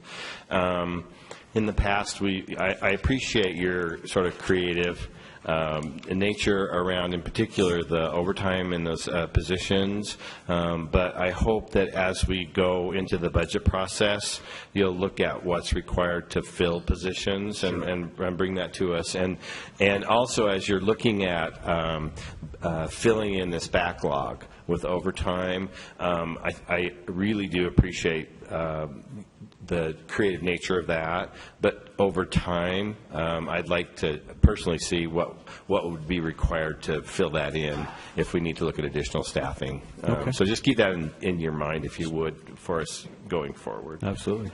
Council members, we have a couple of policy questions that we just want to give some direction to staff around. So we've talked a little bit about reporting requirements. It sounds to me like the chief is very willing to add some reporting in some sort of fashion for us around the use of lethal force. Do we want to pursue that? Any objection to pursuing that? So we'll incorporate that in our reporting process that we're looking at for all of our departments. Are we interested? This is a question I don't know that I got to, Chief, with you. When we ask officers to go through training, we take them off the street. How do you fill in those positions while officers are in training? How do you fill in that rotation? Well, typically on a 4-10 schedule, we have a double day on all 3 shifts, and so we try to do that on the double days. But that's another thing Lance and his crew have been looking at, is doing some unit selective training where you bring in a unit. So you used a little bit of code there. Oh, I'm sorry. I'm afraid you're going to have to explain for me, so I understand what that means. Which one? Well, most of all of it, yeah. Okay. It went by really fast. All right. We work 4 10-hour shifts, and so we have a double day where those 4 10-hour shifts line up. So on those double days is when we like to bring in the off squad or the 1 squad and do the training. So the question I would have back to you is there a need for additional resources for officers to improve that ability to rotate people through training? So, and you don't need to respond now. So. Okay. Then the other policy direction I think we want to look at, and you've already hinted at this a little bit, Chief, is ways that we might boost our transparency through modifications with the Civilian Review Board and some things that are happening there. So, and if I might try to summarize as I see this, council members, we kind of have sort of 2 things going on. We have certainly a very educated public that's looking with extra scrutiny at lethal force across the nation. That puts us in the spotlight. One of the things I've always appreciated about our police department, you said we were, in one of those charts, we were below normal. I like to think we're pretty exceptional, because that's been my history with the police department. But one of the things that highlights that for me is how we respond to situations. So any opportunity that we have to really engage the public and be transparent and informative in how we respond to what will always be a tragic situation when it happens, I think is really what I'm looking for as a representative out to my constituents. And I'd invite other council members to add if they have, or disagree with me if that's not a shared view. So we really appreciate your time. No, thank and you. your effort. Allison, do we have what you need going forward? Yes, thank you. Okay. Thank you all very much for being here. Thank you for your time We and really support. appreciate your time. Chiefs, I think you're probably aware of this, but I think there will be quite a few people speaking tonight during public comments. So someone there to sort of be aware of that, or to watch Yeah, I'll be that there. process would be really helpful. Thank you. I will be there, sure. Thank you very much. Thank you. We're going to take about a 15-minute break. We'll reconvene here at 4:05. Thank you, council members.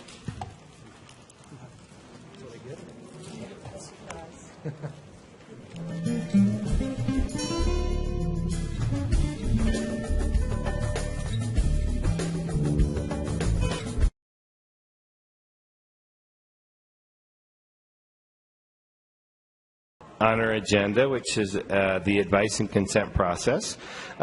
Jennifer and Neil will be joining us. Welcome, Jennifer and Neil, to give us an update of where we are and to address any questions or concerns considering the recommendations. This is on our formal meeting agenda for this evening. So we will be taking some action. So if you have any questions in particular regarded to those action items, this is the time to ask that. Or I would add any suggestions to the Or language, so- additional motion components that you may want to include.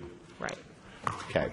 So I'll just maybe recap. So we started discussing this as just a way to codify in an ordinance what had sort of previously been just practice. And then as questions arose about minimum requirements for the different positions requiring advice and consent, those are proposed to be codified as well. So the bullet points on the front page of the staff report sort of goes through the basic ideas of what's entailed in the ordinance. And if you want me to go through and maybe highlight each of those, I don't know how much in detail you want me to sort of go I think into. that would be helpful, Jennifer. Thank you. Okay, so maybe the first part that the ordinance proposes is an actual process for the council to be notified upon a vacancy of a department director or other statutory positions. So there are actually a few statutory positions that are not department directors. Not many people know that. The city engineer and the city recorder and the city treasurer are all required in state law to be appointed via advice and consent by the council. So this ordinance sort of specifies a process so that the mayor shall notify the council of the vacancy, and then codifies the types of information that would be required to be sent to the council upon appointment of a person. So a description of the qualifications that are required to hold the position, any resume or equivalent sort of summary of those qualifications. A question was raised, a good one, that members of the public might have is we don't intend to make any personal information public with this, that we would make it a practice to either redact information from a resume if it was personal, like a phone number or an email or an address, or have a separate version that covered the requirements that are laid out but not the sort of personal information. And then when an appointment... Sorry. I'm sorry, do we need to call that out as part of the code? Or, I mean, that sounds like a practice. And I'm just wondering if we need to add anything about confidentiality or personal information. Or... So when it came up just at a staff level discussion, it's very widely accepted that personal information is Sure. not a public record under GRAMA, and so that it would be very easy to just incorporate into Okay. practice. Thanks. But, leave it up to you guys. And we are trying to do that for board member applications also, or nominees. Right. And then on the issue of conflict of interest or potential conflicts of interest or disclosure requirements, the language that was sort of arrived at by staff level discussions was that the mayor would collaborate with the city attorney and consult with the potential appointee regarding any potential conflict of interest, and then the council could review that information with the attorney. So it wouldn't necessarily create a public record for public review until that applicant, of course, was appointed, and then that becomes a public a matter of public record. But that would provide a process for the council to get the information if you're interested in it. And limits exposure to the potential appointee. Right. It wouldn't sort of unduly burden them before they'd even been officially considered for the position. Does that make sense to everyone? Okay. Then the ordinance also codifies that a non-city employee may not begin work as a department director until the council has given its consent. There's the minimum requirements for each position that requires advice and consent, and those are pretty numerous, and so I won't necessarily go into all of them unless you want me to, but they basically start on page 5 of the staff report, page 2 of the ordinance. Kind of goes through each position and some minimum qualifications. And the intent wasn't to necessarily make a job description in the ordinance. That would probably be overly administrative. The intent was to establish maybe more of a floor or a minimum general requirement that the council would expect. Then the next change that's proposed is guidelines relating to the naming of an interim director or other statutory position that requires the advice and consent of the council.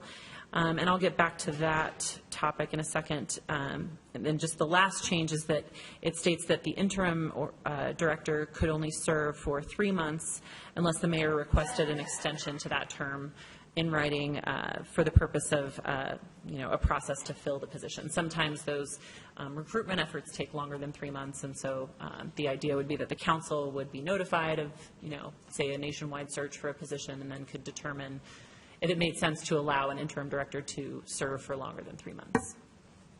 That makes sense?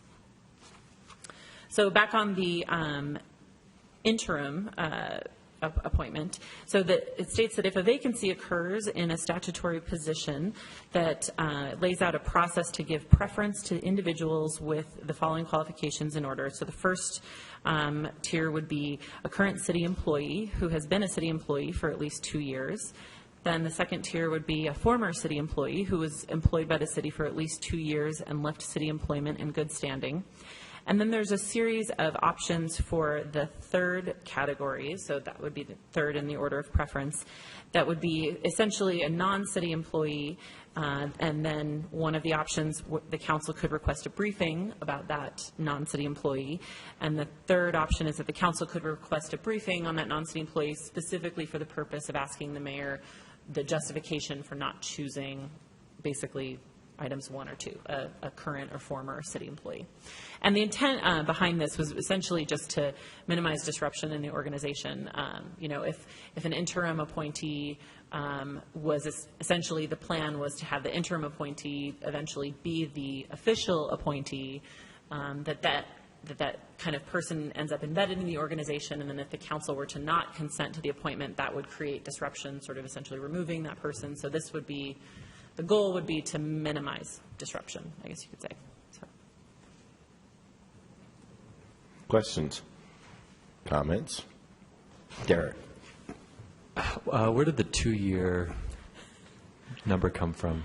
It was actually modeled after Ogden's ordinance, but really I think the intent was just having an employee with enough experience with the city to make it useful that they would, serve as an interim director of some sort. That makes sense. Yeah. But there's really no science to it if you wanted it to be 3 or 5 or 10. Yeah. Other questions or comments? Mr. Chair? Yes, Can I call Lisa. you the chair, since you're the chair today? That'd be I'll okay. respond to most Your everything, Highness? so. Yeah. Try that. Not that, Just, but not that. Just a little note, while we're talking about qualifications and those kinds of things, I'd love to invite the council members to just plug into their head that we might want to consider having something a little bit similar for our boards and commissions. Because right now, we don't really have, there are some that have really specific things, but most of them are just kind of out there, and they aren't very specific. And I think sometimes that's led to problems with some of our boards and commissions of not having the expertise that we need for some of the things. So just down the road, we may want to, as we're making these changes, we may want to consider some changes there. Can I comment on that too? Sure. I think that I agree with you, and that we have the opportunity in the advice and consent process to get a better sense of some of those board appointments, experience, and qualifications. But We would love to not have to embarrass someone, and I think I've had that conversation with several council members, like, gosh, I wish we would have known about the lack of that person's know-how on this subject way in advance so that we wouldn't have to embarrass them by not appointing them at the part of the meeting where we tell them we don't have to come because they're probably going to be appointed. And that's kind of the standard. So to have that information in advance. Because I know we had one time last year that there was someone who really, it was difficult. And who was serving. Yeah. Yeah. Mayor, welcome. Thank you. So I have two things I would like to ask for your support on. On D, where it says, following receipt of the foregoing information, the City Council shall promptly schedule consideration of its advice and consent to the mayor's appointment. Wondering if we could add some language that would say at one of the next two council meetings, so that there's a little bit of a time frame there that everybody is clear on. And Neil, we kind of bounced that around. I don't remember how we ended here, but we did talk about an upcoming meeting, the next immediate meeting. I mean, we played around with some of those options. Was there a reason we landed here that okay. So, okay, that's good. That's all right. Okay. Good feedback. Thanks. Thank you. And then the other request I had is on B, where it says, the City Council may decline to give its consent to a proposed appointment even if an appointee meets applicable minimum requirements. If we could add, and must provide written justification for said decision, I think that would be helpful to everyone involved.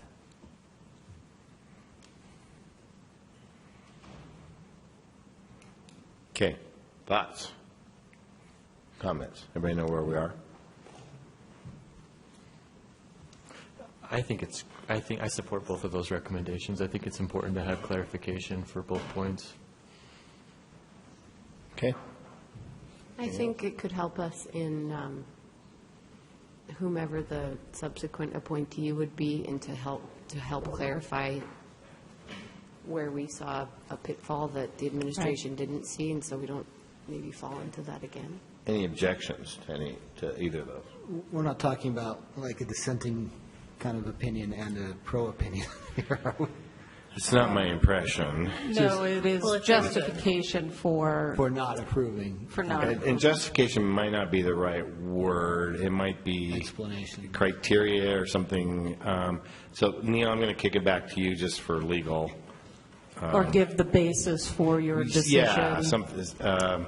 I think what you're talking about is a rationale for withholding your consent. Right. So some language some written response is really what you're looking for. Is that accurate, Mayor? Okay. Does a written response is what you're looking for. A written response that creates a good cause for, on the decision that was made. Jennifer. Or Cindy. Just, I'm not sure about how that works with the other things that each, with our whole separation of powers, and this is one of the powers that the council has. And if I could add, I think there might be just something to think through, just the procedural, if there is, you raised an interesting issue, if there is a split vote, just our procedure is that no statement is released on behalf of the council unless all council members agree. So we don't, for example, we wouldn't typically write a written decision about a 4-3 zoning vote for that reason, but I don't know if we do in other cases. But. So what if this wouldn't be exactly what you're looking for, but what if we wrote in there something about that the council would work with the administration to verbally come to an understanding about what the issue was. If I understand that we can't issue a statement as a council, and that the likelihood of us being a split vote is just as good as it being unanimous, we're probably more likely that we'd be split. So how do we come to an understanding? Neil.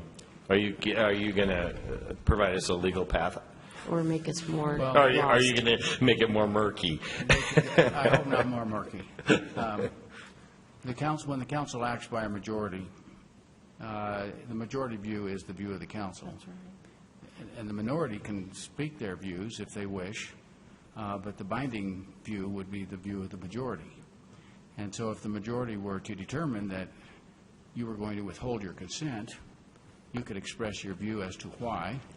Although I think you should just be aware that you don't have to. If you want to voluntarily put this into the code, you'll be putting a bit of a fence around your authority, and you'll have to decide whether you think that's a good thing to do or not. And then if you start doing it here, you might be asked to do it in other cases, and then you'll have to start doing some line drawing as to why it's good in one case but not in another case, or maybe you'll want to do it all the time.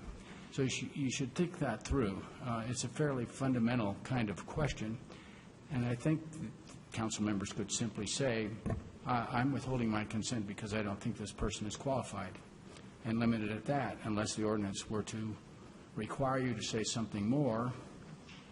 And it's clear from the case law that the council can take into consideration in a legislative matter, can take into consideration not only what it's learned at a public meeting or public hearing, but also what it knows and what the council member or the council as a whole voting knows about the community that may or may not have come up in a meeting, but you can take that into consideration as part of your vote decision. So you need to decide whether you want to be forced to have to disclose all of those sorts of things. And so I think that's a fairly substantial judgment that you'll have to make as to whether you think this is a good policy going forward. Cindy. We worked with the administration significantly on being sure that the applicants are not put into a difficult position. It was raised by the mayor's staff that we wouldn't really want to have their, of course, personal details public. That's a given. But also that we wouldn't want to have their conflict of interest information public.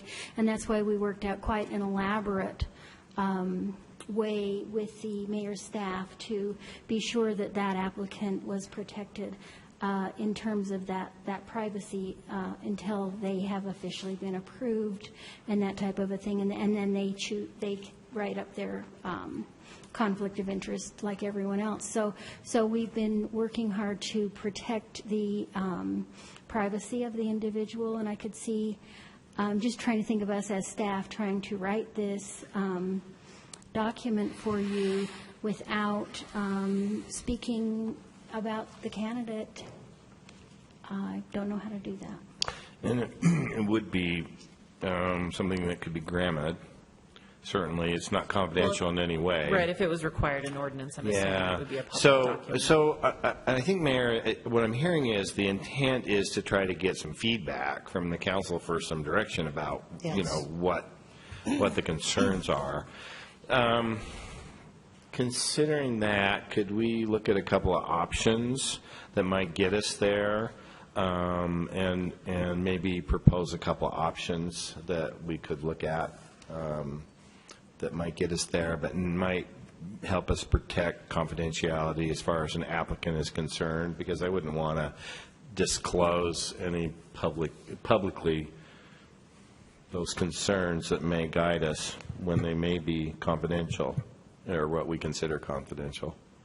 Maybe Neil and I can get with Margaret between now and the 7 o'clock meeting and see if we can come up with some language. But the idea would be that the goal is to provide the feedback without necessarily creating a public document that would then potentially expose private information about an applicant to the public. Sounds like it. Margaret, I'm getting a face, but I can't read it from across the room, so I'm going to make it come up. Margaret. While she's coming up, could I see how terrible that could be for an applicant to have in the public realm the reason that a body of 7 decided that they weren't qualified for something. Oh my gosh, those words would haunt anyone, maybe through the rest of their career. So I'm so glad we have good opinions on this too. Margaret. So I think depending on what's drafted, there may be grammar protections for it. We can talk about that separately if you'd like. But I do think there is a way to thread that needle if you put something in about providing the basis for a down vote on an appointee. I think this also sort of stems from option 3, which is you asking for the same thing from the mayor. Why didn't you pick a city employee? Why didn't you pick a former city employee? And if you don't do one of those things, then we want you to give us the basis for your decision. And so there's some tug and pull here, right? Just like you all want the basis for the decision, a mayor might very understandably want the basis for a no vote. And so I think we've got to find a way to deal with that tension if you're going to go with option 3. Another way to, closed session may be another way on character and competence, but I don't know that that gets this mayor or any future mayor what they would like in terms of a no vote. So I'd be happy to, look at what grammar protections there may be. Just because something's required in an ordinance, of course, doesn't make it public record. So I don't think that's a worry. But I think there's a way to thread that needle, and we're happy to work on it. This is on your formal agenda tonight. I've caught a few drafting mistakes in the ordinance that I'd love to correct.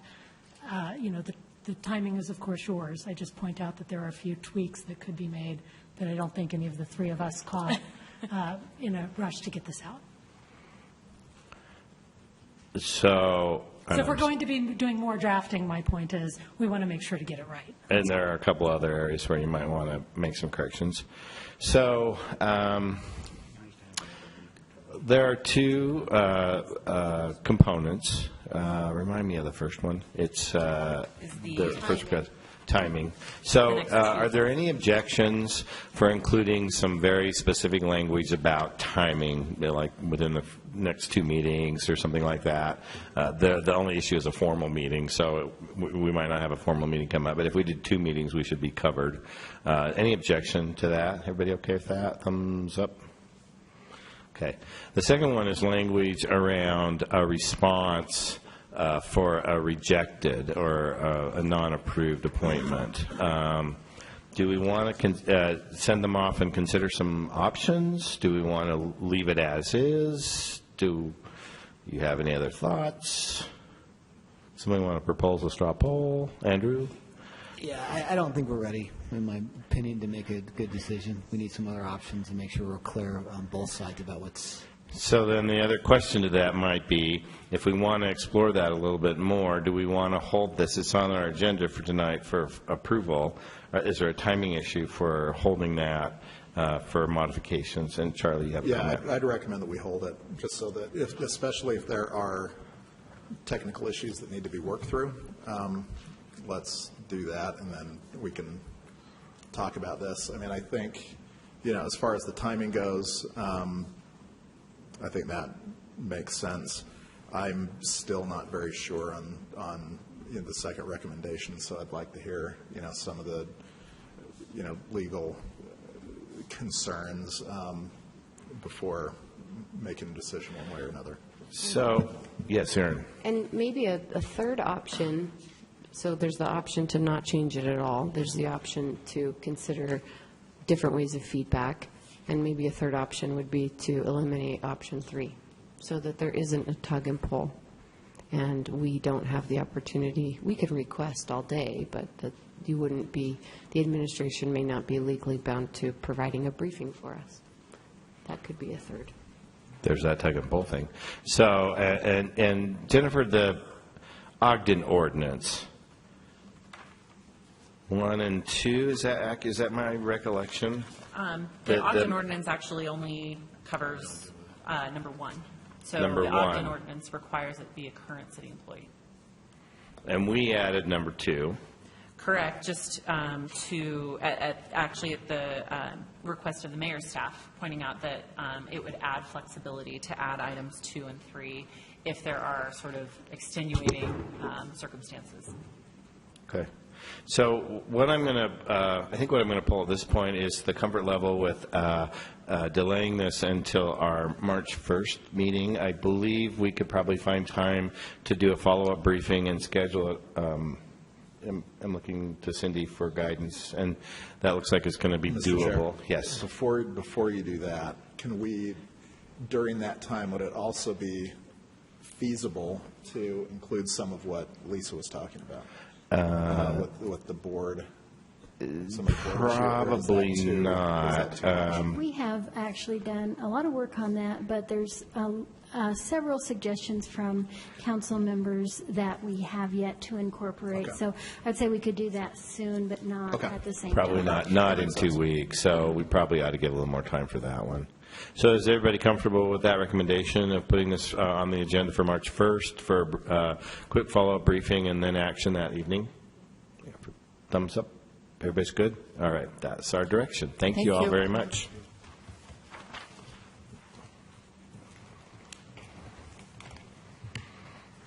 Okay, now the fun stuff. Attached garage regulations for residential districts. And Nick is our staff person on this, and a couple of planning people are coming up. So, planning people, I'll let you introduce yourselves and determine who's speaking and who's not, and why. Justify your presence.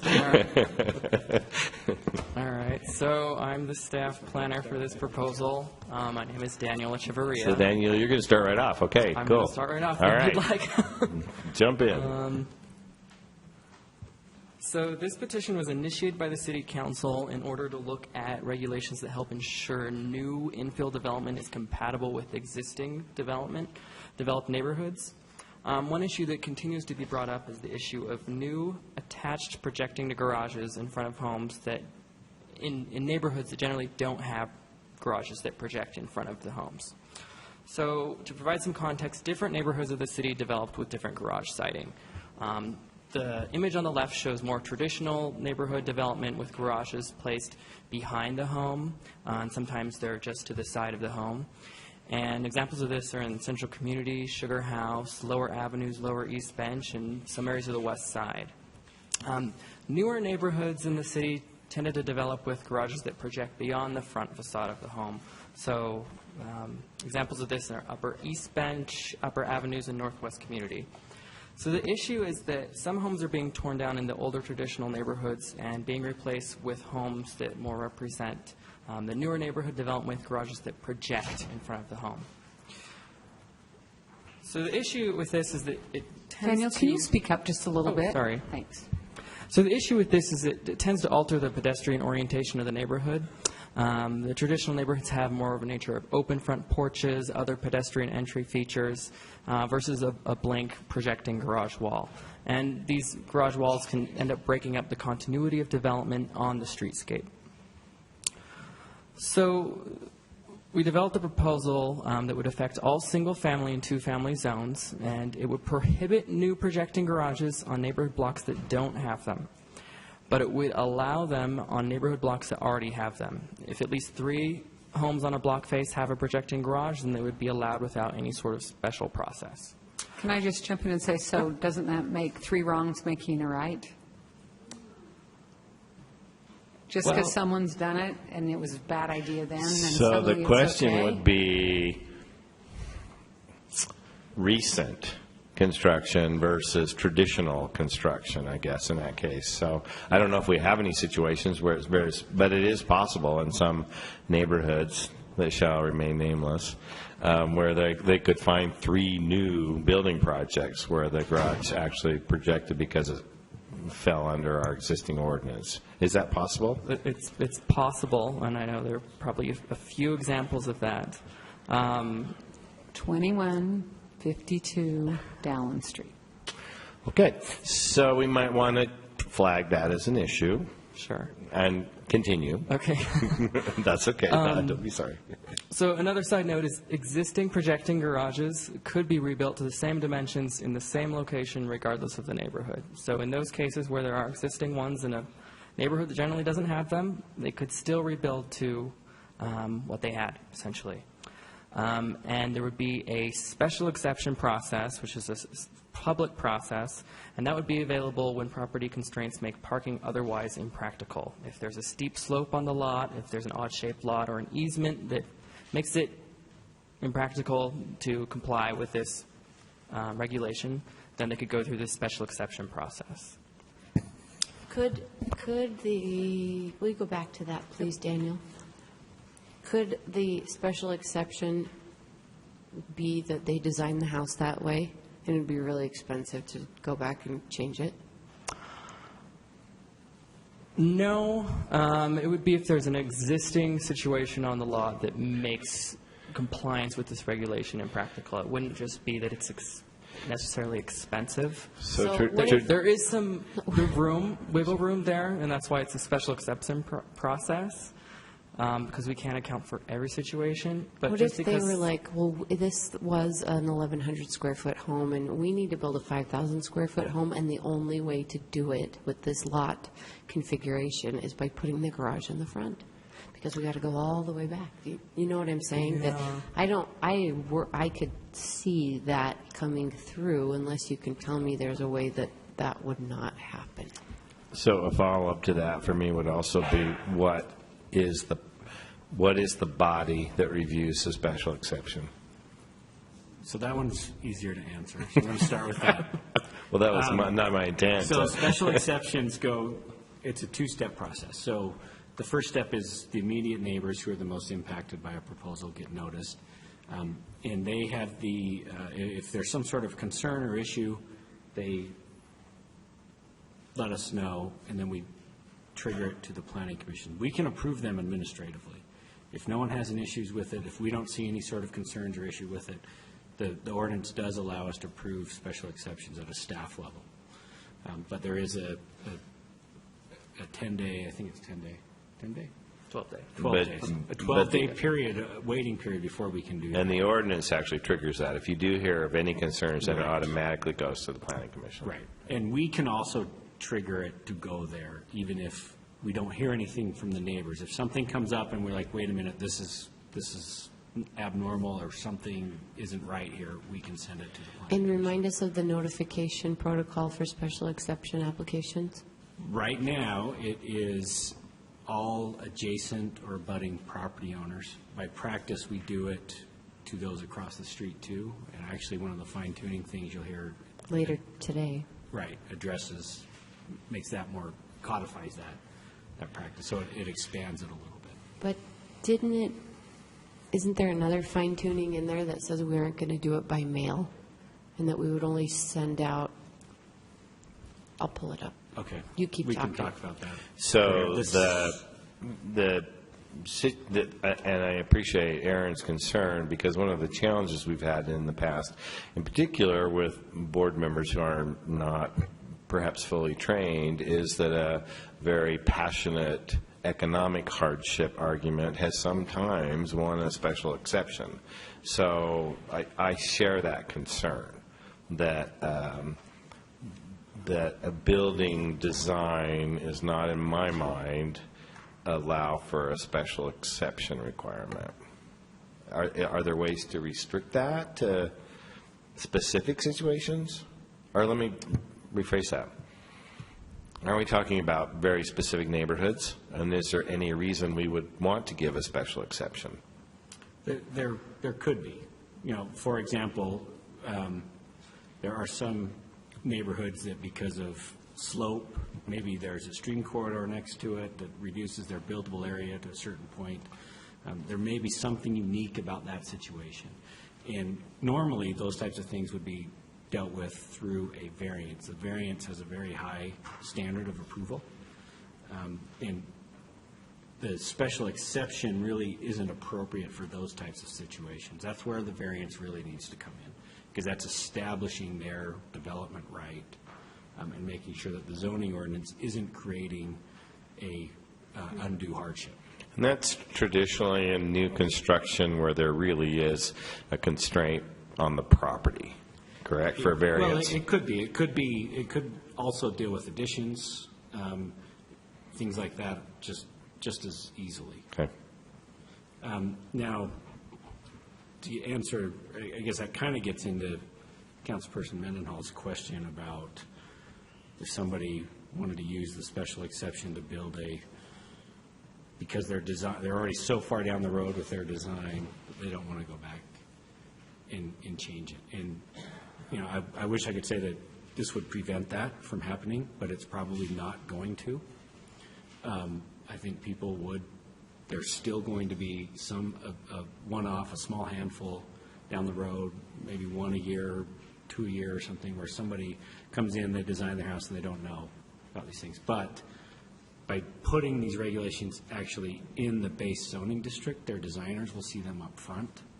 They'll have to go through it beforehand, before they can get any kind of building permits, before they get too far down the road. But there probably will be some people that, and it happens, they start designing a project and they don't look at the zoning rules, and then they come back to the city and say, well, I designed this, and now you're telling me I can't do it. Other questions? Comments? So this has primarily been a concern in areas where there's demolition and reconstruction. Is there any way to tie a special exception to new construction rather than a demolition and reconstruction? I mean, it's new construction, but is there any way to exempt a property that's been demolished and is proposed for a rebuild? I don't know. I'm just throwing it out there. No, I think we'd have to do some research on that. I think without any sort of underlying protection already in place, probably not, but we could certainly look into that and see. And I'm not sure that would really catch them all anyway when I drive through certain neighborhoods and see the remodels that there's some have some a doorway infill. Standing still. Actually, some of the infills have been pretty sensitive about putting garages in the back, but a few of them have them up front. There's creative workarounds with the remodels. Yeah, and honestly, that's what we're trying to prevent is what we want to see is have new construction additions fit in with their immediate character.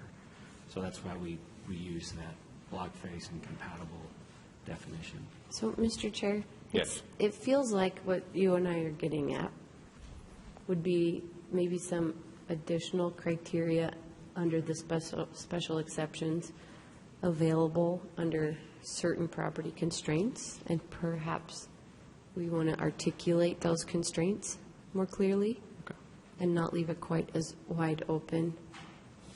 And I'm on board with Lisa about the three wrongs making a right. Yeah, so we need to figure out a way to base your criteria on traditional construction rather than any new construction that may have gone up in the last 10 years that, not even 10 years, some criteria around new construction that went up that wasn't what we wanted. And the tricky part about that is that essentially what we're doing is making our zoning regulations to some extent retroactive, which I think is problematic. We can look into trying to find a way to address that, but that would be an immediate concern that I would have.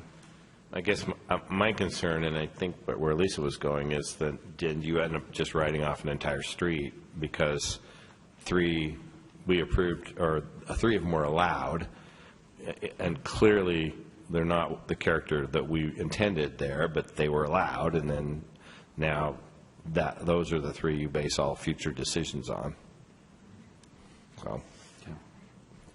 So could you follow up and address that? See if you can figure out some mechanism for addressing that. And if we could tighten up, or at least look at a proposal that tightens up our special exceptions.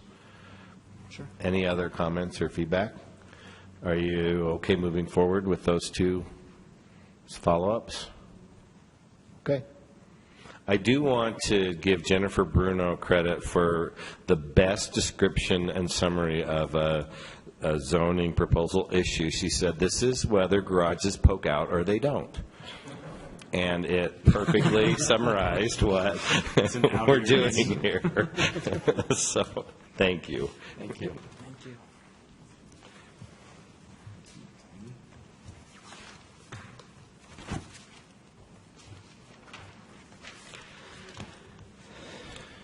Okay. Permitted and conditional uses for manufacturing districts. Nick, welcome back. For not leaving. Amy, welcome. Are you taking the lead on this, Amy? Yeah, I'm the staff planner working on this petition. This is a request to amend the table of permitted and conditional use for manufacturing districts to allow for bus line, yard, and repair as a permitted use in the M1 zoning district. The changes would apply citywide. This map shows the citywide parcels that are zoned M1, so all of these, the change would affect all of the parcels identified in yellow. Other light industrial uses that are currently permitted in the M1 zoning district that have a similar intensity to the proposed use are bus line station terminal, truck freight terminal, vehicle recreational vehicle sales and service, and vehicle truck repair large.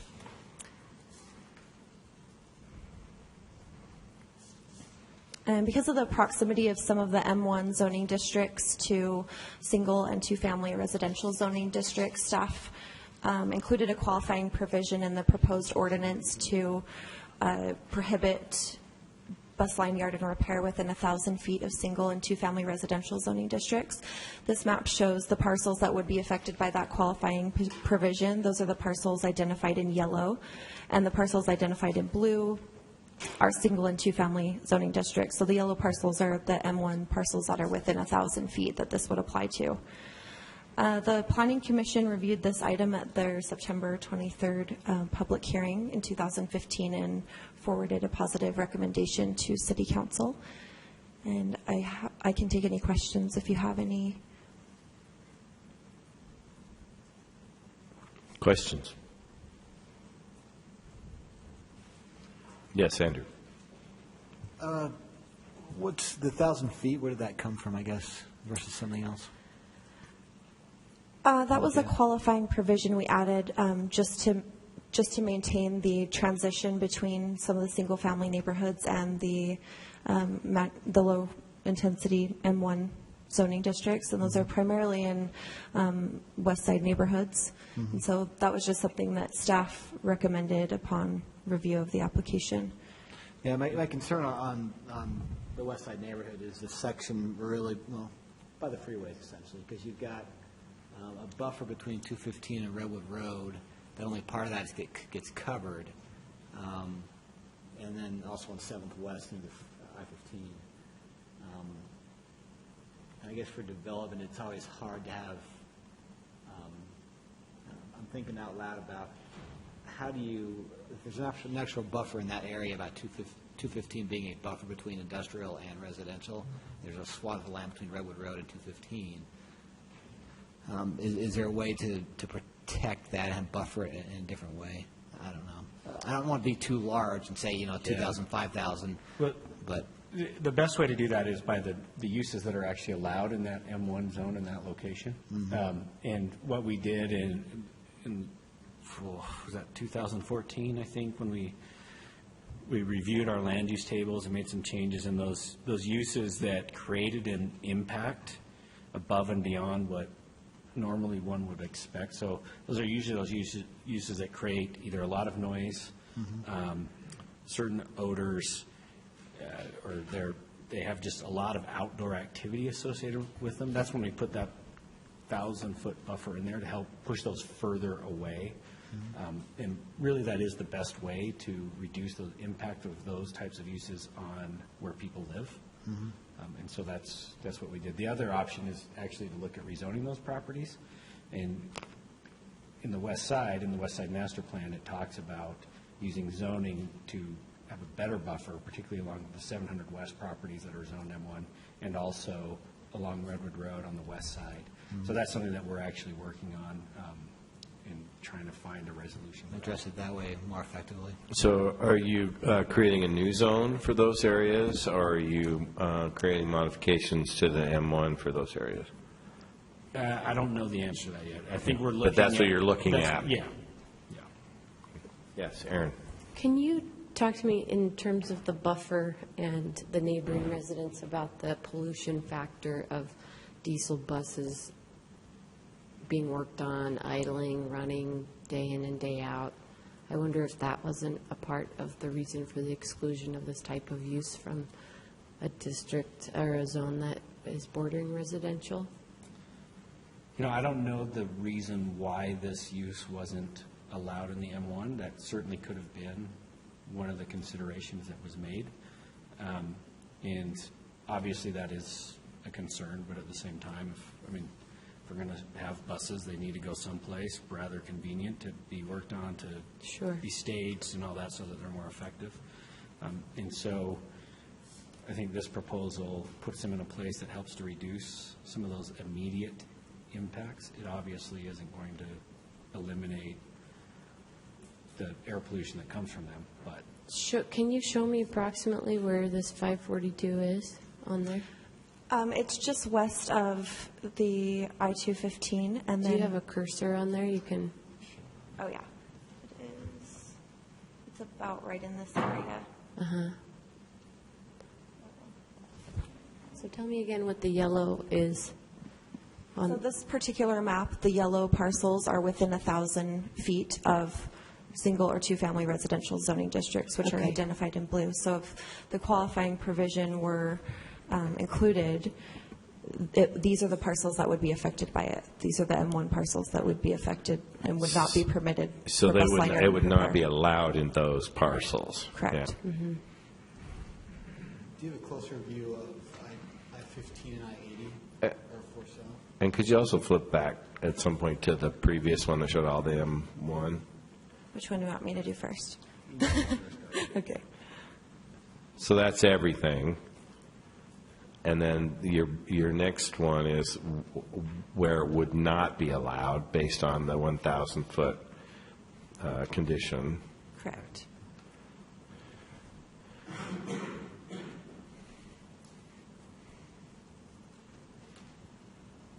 Okay. Yeah, so if you go back to the previous one, zoom in. Sorry. All of them. Is there a particular development we're talking about here that wanted bus? I'm sorry, what was the question? The particular development that wanted it was what you identified previously, west of I-215? Uh-huh. Andrew, I'm going to need you to use your microphone. Yeah, I can't. Yeah. Remember the karaoke thing. Yeah, I just want to make sure I was clear about where the actual development was I was looking for. It's just west of I-215. It's, I have the cursor about approximately on it right now, but the proposal would affect all parcels citywide. Yeah. So it's not specific to the parcel that initiated the application. I was just going to say, I see that where that one is, the pooling effect of the diesel there is a drop in the bucket in the armpit of 215 and I-80 right there, which is plenty of pollution there anyway. But the parcels on the northern part of, is it 201 there? Yeah, at the top. No, that's I-80. Which is the fair part, or is that the Utah Power? That's, yeah, so I think it's important to note what is in those M1 properties north of I-80 right there. That is the Rocky Mountain Power Facility and the Questar facility that are still zoned M1. None of the other properties around there are. There are, well, I shouldn't say that. There are a few properties that front on a frontage road, I think it's 200 South right there, that are zoned M1 that have they're smaller parcels that have a few businesses in them. But it's I mean, you can probably count those on your hands, I think. Charlie. Sorry to make you switch back now. Can you go back to the map with where it's 1,000 feet? So roughly, it's everything between, not quite between 215 and the residential area and I-15 and the residential area, but fairly close, correct? Well, not really. I mean, it's just a small section, really. It allows some along the edge, the eastern edge of 215 there, Right. I mean, if you that look, I can see. yeah, there's a big part. There's a big chunk of it that's still eligible. But certainly, it looks like all of Redwood Road that has the M1 there would be excluded on the west side of Redwood Road. I wish this was a rezone of that parcel and not a wholesale text amendment. That's just my opinion. Any other questions, comments? How do you want to proceed, folks? Moving on, it's scheduled for a public hearing on the 1st? No, we set it on the 1st. For March 15th. For March 15th. I think we move it forward. Okay. We'll move forward with the public hearing on that. If we have no other questions or comments. Thank you. Thank you.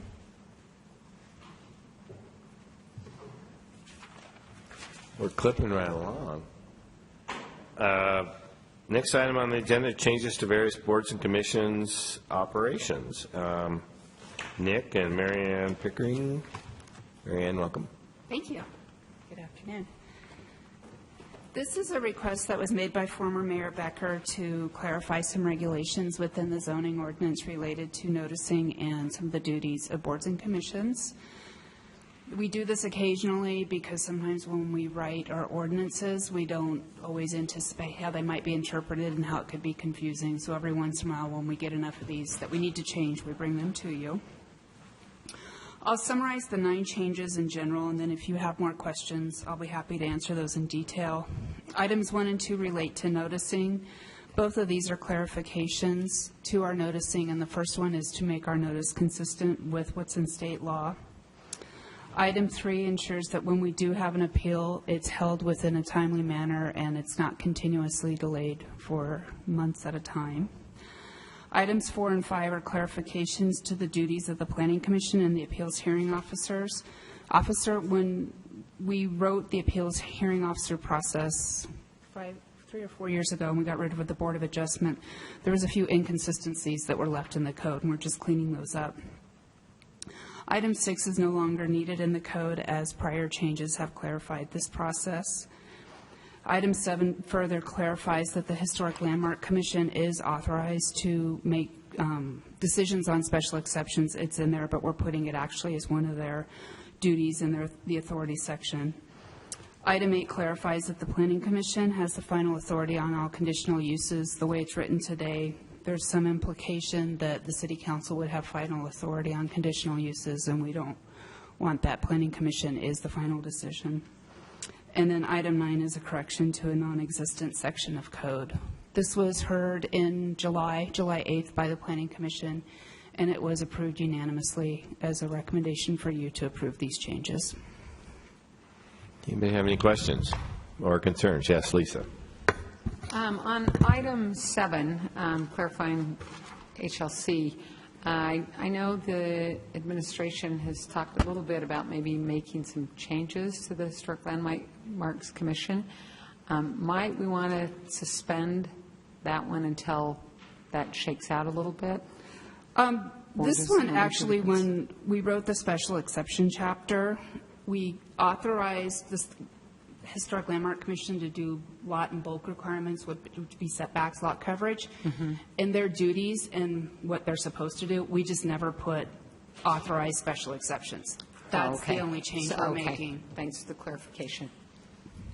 Other questions or comments? Yes, Aaron. I do. And I'm just learning how to navigate between my notes and the document. So give me just a second here. So my first one is on the number 1 about notice. I know that there are probably lots of text amendments of cleanup that have to happen, need to happen, but I also know that there are a handful of people, of residents in our city who really pay attention to those and to help us often identify the downstream possibilities of those kind of changes. Some of them not, but some certainly do.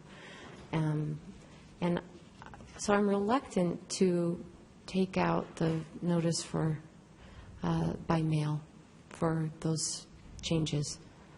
And I'd like you guys to make a case to me about why we would remove that. I think I know just recently Lisa and I were remarking how annoying it is to have to scroll through like 70 pages of addresses when we're going through our packet, because that's who we noticed too for that particular amendment.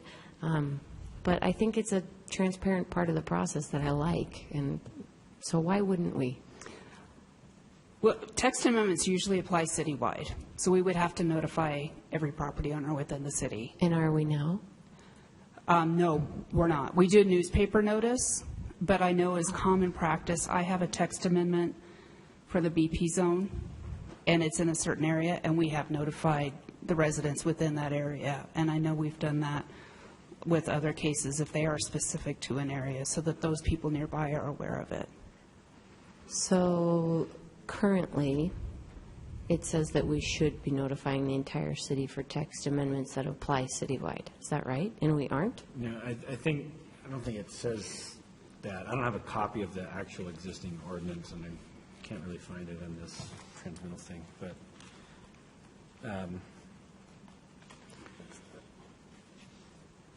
so basically what we're trying to do is make this more consistent with what the state law says in terms of text changes to the actual text of an ordinance. So there's nothing in our ordinance that says we're required to send mailed notice to every affected property owner for a text amendment.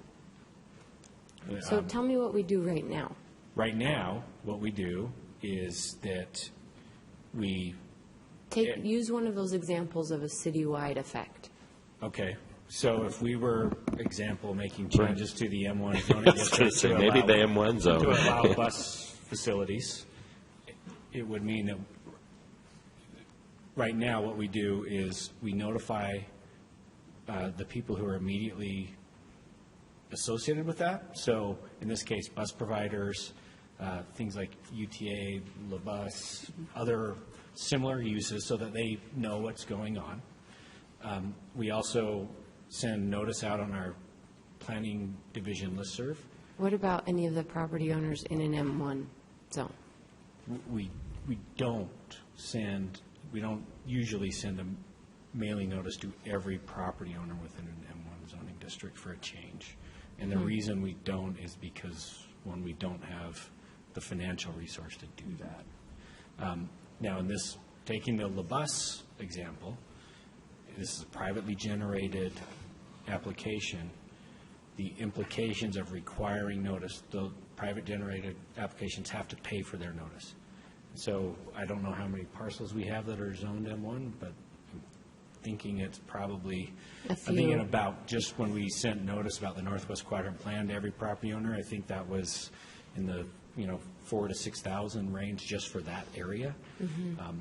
That would mean somebody would have to pay that expense. So whatever it is, 38 cents per notice or something.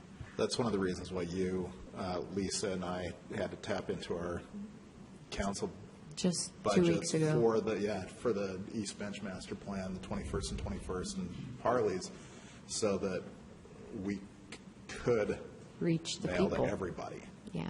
So I understand the impossibility that of may be something everybody. that we want to look at. Yeah, but also how do we? It's not always so huge, right? And I just don't like taking out the need to do so that. We're not taking that out at all. Right now, our ordinance doesn't say anything about it. We're just saying that at this point, it's not required. We're making our ordinance consistent with what the state law noticing requirements are. That doesn't always make me feel better. Okay, believe that's it or fine. not, the state requirements aren't always great for Salt Lake City. Absolutely. So I guess the comfort level is where are we making that distinction between what we consider required or not required and where we do as a courtesy? Because you frequently mail as a courtesy to budding property owners if it's a specific proposal around an area, or perhaps if it's a smaller zone that we're modifying the text to, you might mail out to those a CB. Which we sort of, right. Yeah. So you've done that before. So what's that threshold, and how do we want to codify that? I don't know that there is a specific threshold because it is on such a case-by-case basis. A lot of it depends on the level of interest we anticipate from it, the level of controversy that we already know exists with a proposal. So it really is a case-by-case basis, and I don't think that there's a way that you could codify that. I think you know where we're coming from, though, that sometimes the sensitivity of the issue comes up because we didn't notice on something, and the change goes through, and everybody's got their hands in the air about why weren't we included in this process. And so trying to find a balance. Right. Okay. I do have a question on number 2, and it's concerning the special exceptions. I appreciate that you're looking at across the street as well, but it's not uncommon, it seems, with some of our special exceptions that people, like on the whole block face or something, might be interested in the issue, in particular where you're looking at a demolition and construction and a poking out garage. Did we consider either a block face or a 100-foot radius or anything like that when we looked at this, rather than just the abutting property owners and across the street? Did you look at any other? We didn't, and our definition of block face breaks them up, because in the avenues, as you would know, sometimes Right. they're very long, and sometimes they're not. Right. But we did. When we Well, wrote I'm the wondering about special like even a radius. I know that might capture people behind, or maybe a radius on a block face or something like that could be a component of it. My concern is just that, 3 doors down, you might have someone who's really concerned about a special exception, and they would never get notified. Sure. So the ordinance, and I can't remember how long ago this was, it was 5 or 6 years ago, for special exceptions, used to require the same mailing notice. Well, there's two, again, it was a 2-tiered thing. Mm-hmm. So if somebody could go and get their neighbor's signatures, they could get approved administratively. If not, we'd send a notice 300 feet. That still applies to special exception. If there's going to a public hearing, all public hearings have the same noticing requirement, regardless of what type of application it is.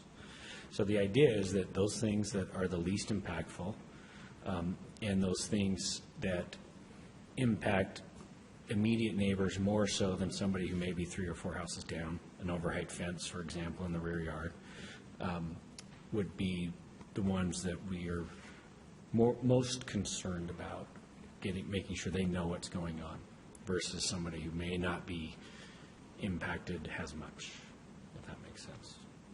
And granted, we have a variety of Yeah, and I guess special that's the exceptions. challenge that I think we're looking at, is that variety. I can understand a fence issue would be something a budding property owner would be concerned about, but a garage, protruding garage, that certainly it feels more like a neighborhood issue. I think we had the same issue when we did the Avenues Bistro, and it was part of that was a special exception, I believe. But the notification became an issue.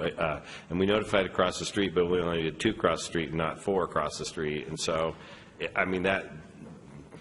I think that exemplifies why you can't codify every Right, situation. no, I understand. Any other questions? Concerns? All right, this is scheduled for public hearing on the 15th. We'll set that date on the 1st. Okay. Thank you. We're ahead on our agenda, but I believe Lynn says he's available, but I don't see him here. So we have a couple of options. We do have a closed session, and I think everybody who needs to be at the closed session is here. So if you wanted to now, council members, we could go to a closed session right now. This is all good, because then we'll have a little more time for dinner.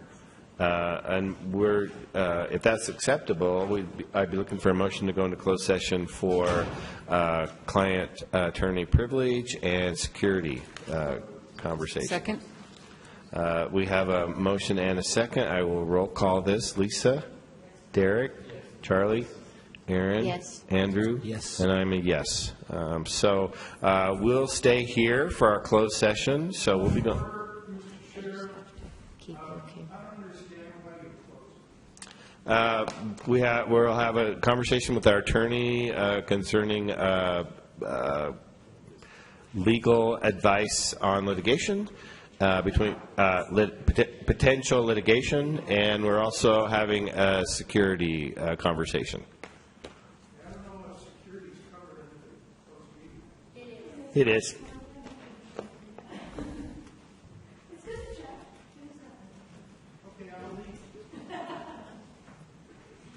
It's always good to check, Chris.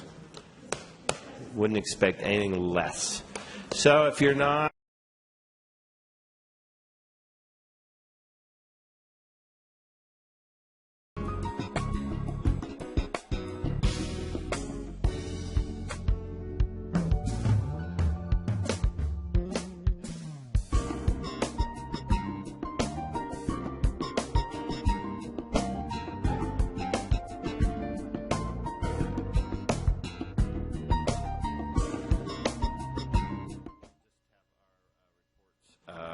from our Director Cindy, and then we'll break for... The question is, are we going to be brief? That is the question. Are we going to be brief? Let's just... We can go right to I'll questions. just say, all I'm going to say is those are the only two items between you and dinner. So there you go. Okay. I was serious about the invitation for questions if you want to start there, but if not, then we'll go forward.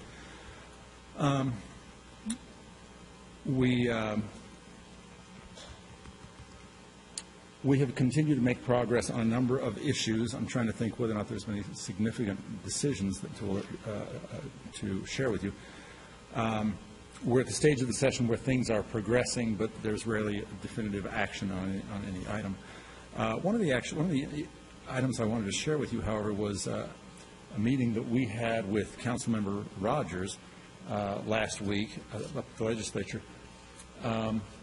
And it was interesting because we knew that there was a bill pending to address the potential development and the economic opportunity at the Point of the Mountain. And in fact, we have been working on that bill that creates a study area and a commission to address those issues, in part to make sure that local land use and local taxing authority is protected, because we anticipated that a similar model might later be used in the Northwest Quadrant. But last week we were invited to attend a meeting on short notice. They asked for the mayor, for Councilmember Rogers, for Councilmember Luke, and for the two of us to come join them for discussion about the Northwest Quadrant. When was this? This was last week. You were not able to come. I was not able called to be you, there. and You did. declined. Okay. I remember now. Refresh your I memory. heard my name, and during the session, it always scares me when I hear my name. So. Anyway, so the only one who could make it on that short notice was Councilmember Rogers. But we met with a couple of key legislators who were concerned about development in the Northwest Quadrant and the state's investment and how that was going to be, how that was going to play out. And it was really interesting because there's clearly a very an accelerated anxiousness by state leaders over what's going to happen in the Northwest Quadrant, how cooperative the city may be with that process, and whether or not we're going to be an effective partner for the economic development of that area. So I didn't say a lot. Councilmember Rogers and David Litvak responded on behalf of the city, and I think clarified that obviously we're very interested in the economic opportunities that are presented there, and that we're anxious to be a partner with the state and the county and others, and we look forward to that process. But the tone of the meeting was interesting only because they seemed to be anxious about that now, what appears to be well in advance of anything happening in the Northwest Quadrant on the prison or otherwise. Anything you want to share with us about that meeting? Okay. Can you go into more? I mean, anxious can mean a lot of things. So what? The feedback that they were sharing with us is that they had received reports from developers who have had challenges working with the city and who had expressed frustration with delays in getting land use approvals, delays in getting building permitting, and procedural obstacles that made it difficult to develop in Salt Lake City.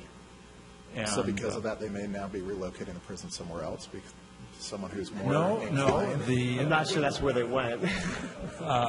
May we dare dream? So it's kind of tough because it's a wetland and we have to protect that. I don't think that was the thought process. So I think this is all part of a broader discussion that we're having with legislators, both about future economic opportunities at the point of the mountain and in the northwest quadrant and maybe in other areas in the future. But relative to the role that the state plays vis-a-vis the role that local government plays. And it was not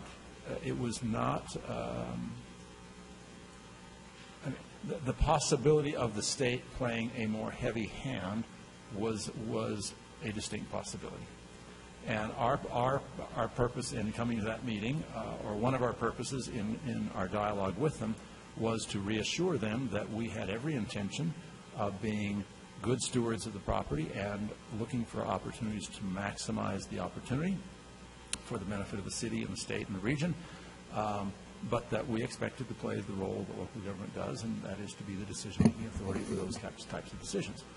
And to the extent, and this is where David was chiming in, to the extent that there have been challenges in the past with delays or obstacles, that certainly the new administration and I think the council would be interested in streamlining that process and finding efficiencies where we can. Councilmember Rogers highlighted for them the fact that economic development was one of the council's top, I think, 3 priorities, as it has been in years past. And so the message was very much one that we want to be partners in this process. But which legislators were in the meeting? 2 key legislators that I think are very interested in economic development, and so we anyway, it was a good discussion, and we I think sort of in the nature of a preliminary discussion. But the nature of the meeting on short notice. You didn't do a very good job of selling it as a good discussion. Yeah, Lynn. Well, it was curious in that it wasn't we'd like to meet sometime. It was Here. We need to meet tomorrow at noon. I have a question. Yeah. Go ahead. It's hard to believe that that our assurance that we want to streamline a process is all that they need to keep them from giving you a reason to light your hair on fire. So what other considerations do you perceive might be at play about that possibility from the state? I think part of it, there's a number of factors that are coming into play. One is they're getting real numbers as to the development costs for the prison. So we're sharing with them costs for utilities, and in that cost breakdown, there are numbers that the vast majority of that amount is going to be paid by the state, and they may or may not get reimbursed from subsequent development that occurs in the area. So part of their interest as they're getting ready to write a big check is to say, what's the prospect for getting repaid? Yep.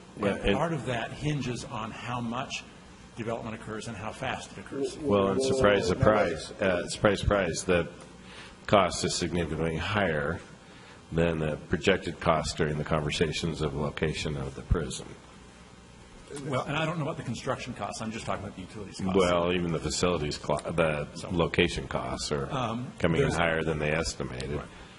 So what are you talking about with the payback? Because my understanding was that they had agreed to pay for the cost associated with with infrastructure related to the prison. So which part, so when you just said that, they're concerned about the redevelopment component and how soon they're going to get paid back, what exactly are they getting paid back for? My understanding from public utilities is that there's a portion of all of the costs essential for the prison will be paid by the state. But under our standard development agreements on this kind of project, the developer who pays those costs will receive a pioneering agreement from the city that says that they will get reimbursed for a portion of those costs as other development in the area occurs, and those other developments pay impact fees, and those impact fees would reimburse the original developer. That's piece number one. So as future development occurs, the state will be reimbursed in part by the payment of impact fees by those future developments. In part, do we know what the percentage of the in part is, or is it? I don't know the details. Second is that there's a portion of the cost of the facilities, for instance, a portion of the cost of the facilities that we will want to install that is beyond what the prison requires. For instance, the prison may require a 12-inch water line, and we may want for future development a 24-inch water line. The city will pay the difference. Okay, that makes sense. So it's from those So two that- components. okay. But so I think that's one of the issues that is driving their concern is because... Is it fair to say they're also looking at just fundamental tax base recouping of costs as they're writing a big check? Because this is one-time money, and recapturing that just in tax base alone would be something that it would make sense that they'd be concerned about. Correct. And part of their decision in selecting this site for the prison was that by putting the prison in this location, not only would they get a new prison and criminal justice improvements, or improvements to the criminal justice system, but they would also get economic development, or they could catalyze the economic development. And so they're starting to look at how those pieces overlap. Is there a sense that they're going to try to siphon off some of that economic benefit? Or would it just be, the standard economic benefit that they'd get from development anywhere? Well, I think that is part of the nature of the discussion, and one of the bills, I think I already mentioned this to you previously, one of the bills that is being considered this session is a bill dealing with a study and an economic development commission for the area at the point of the mountain. And the structure of that bill is likely to be a model that may be used elsewhere, including the Northwest Quadrant. So we've been very anxious to negotiate the terms of that bill to clarify that while there may be a joint study of whatever the future economic opportunity is, that the key decision-making authority, particularly on land use and on taxing authority, needs to remain with the local jurisdiction. And we want to make sure that's true, not just at the point of the mountain, but in the Northwest Quadrant, and anywhere else where there's a key economic development. Well, exactly, because the biggest difference between the property at the point of the mountain that they're coming up with, they're going to fund the study for, is the fact that that is state-owned property. The state doesn't own any of the property that we're talking about in Salt Lake, with the exception of what they're talking about for the prison. Correct. So, But they can draw the lines anywhere they want to. Right. I think the study area at the point of the mountain will not just be the old prison property. It will be a much larger footprint in southern Salt Lake County and in northern Utah County to say, how should that area develop? What infrastructure do we need? What mass transit do we need? Including private lands. And including private land, and what kind of tax revenue do we need in order to fund that? And what kind of funding streams do we need to make that happen? Should we take But are you getting the sense that for the property in Salt Lake, or the surrounding property in Salt Lake City, that the state is going to attempt to dictate what types of economic development will occur in Salt Lake City? If they did, someone might light their hair on fire.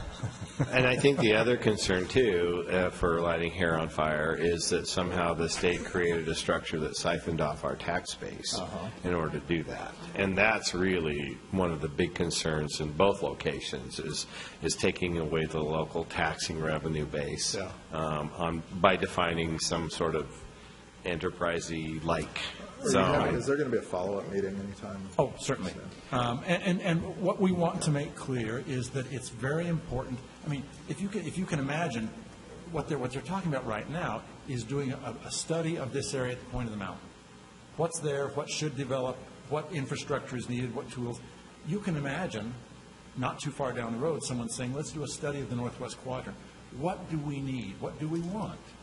And you have this collaborative discussion about how to incentivize what we need and want in that area, right? The important thing at the end of that process is to make sure that whatever the shared vision is, that Salt Lake City and every other local jurisdiction retains land use authority and taxing authority. Because the last thing, what we don't want is to have tremendous economic development and then to lose control of our tax revenues so that we have no financial ability to deal with the impacts. So that's the dialogue that is occurring, and it is today it is being driven by a bill addressing Point of the Mountain, but I think that dialogue on a broader scale is unfolding, and we're hoping to steer that in a very positive direction. And maybe it's just because we've had a fairly easygoing meeting today, and my blood pressure hasn't, risen like normal, so maybe that's why. This is totally appropriate for your blood pressure to go up. So I feel like this is. We missed you in the legislative subcommittee, John. totally appropriate to have this If reaction. you need a boost, we can talk about historic districts or something. Yeah, we're not going to do that. For the sake of time, I'm just going to open it up to questions that anybody has to Lynn about currently what's going on or information you might want to gather about today. Any questions? Okay. Lynn, you're on our schedule for every meeting through the session, so we'll look forward to... One thing I'd just like to do is, David, if you can just give them an update on the discussion on homeless issues. Sure. So quickly, since last week, one rather significant thing that changed is the legislature, again, House leadership that's sponsoring the legislation, has strongly requested and suggested that the Midvale shelter, family and children's shelter, be open year-round as a part of this initiative. Representative Elison, who's actually the legislator in that area, was looking at this independently of the city and county ask, but House leadership has stated this is a priority part of addressing homelessness this legislative session, and will be incorporating it as a part of the homelessness package. So one question on that, because I know with that location there are problems because there are no sidewalks, there's no transit, there are other issues. Are they set on that site, or are they just saying that they need to have a separate shelter? I mean, I can see keeping the shelter open right now because there isn't anything else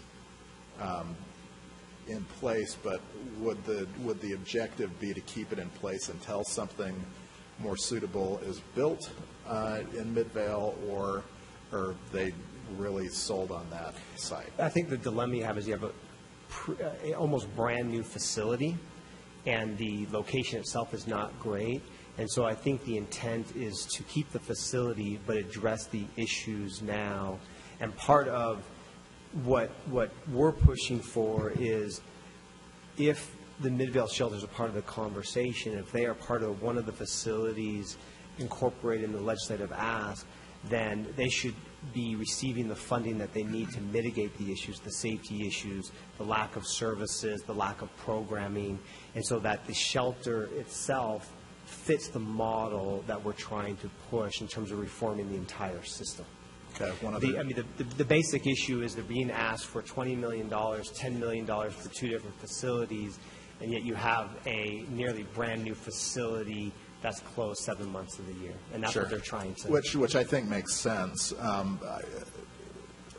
but some of those problems are going to have to be mitigated. Yes, absolutely.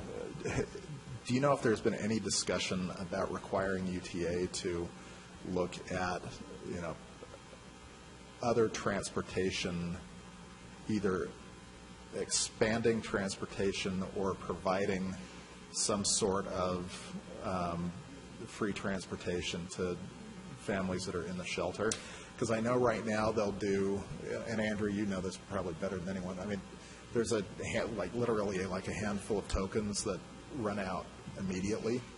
Do you know if transportation is being addressed? Because as we're talking about homelessness, if we don't address, the lack of ability for people to get to work, to get to the store, to do, other things, you're going to see people that are going to, avoid not avoid, but, the shelter will be truly the last option, which I know we don't want it to be a first option, but needs to be addressed. Do you know if that's being discussed? I don't know the level, whether discussions are happening with UTA, and I know that transportation has already been identified as a major issue that needs to be addressed with that particular shelter. Several of us will be taking a tour of the shelter tomorrow morning, including Speaker Hughes and Representative Gibson and several others. A lot of these issues will become very apparent. But again, if this is a part of the legislative solution, and I think everyone seems to be on the same page, that then the funding to address these issues, to mitigate the issues, need to be a part of the package as well.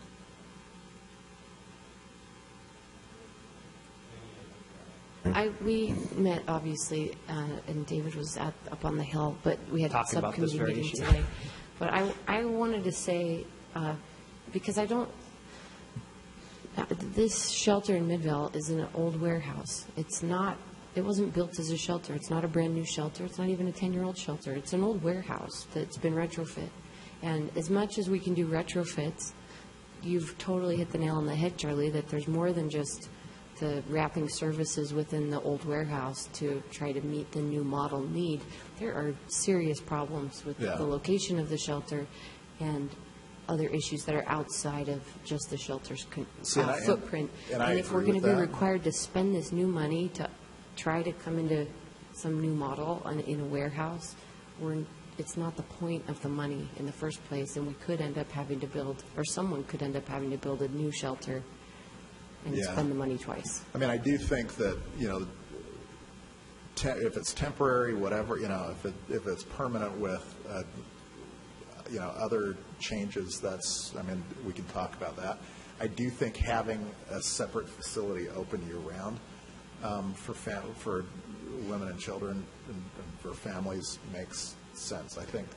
You hear about the problems down at Rio Grande with children and families, so I appreciate the effort to keep something open year-round away from, the men and women's shelter, but I think we need to look, or hopefully, and I know we will be, but it needs to be looked at carefully, because I think that there are a number of issues that need to be addressed. It may not, and that was part of the conversation we had. It probably isn't a good long-term solution, but I certainly. want to echo what Aaron said. We don't want to spend this money twice. Let's spend it right first time. That's also important. The tour's a big piece. It's a huge piece.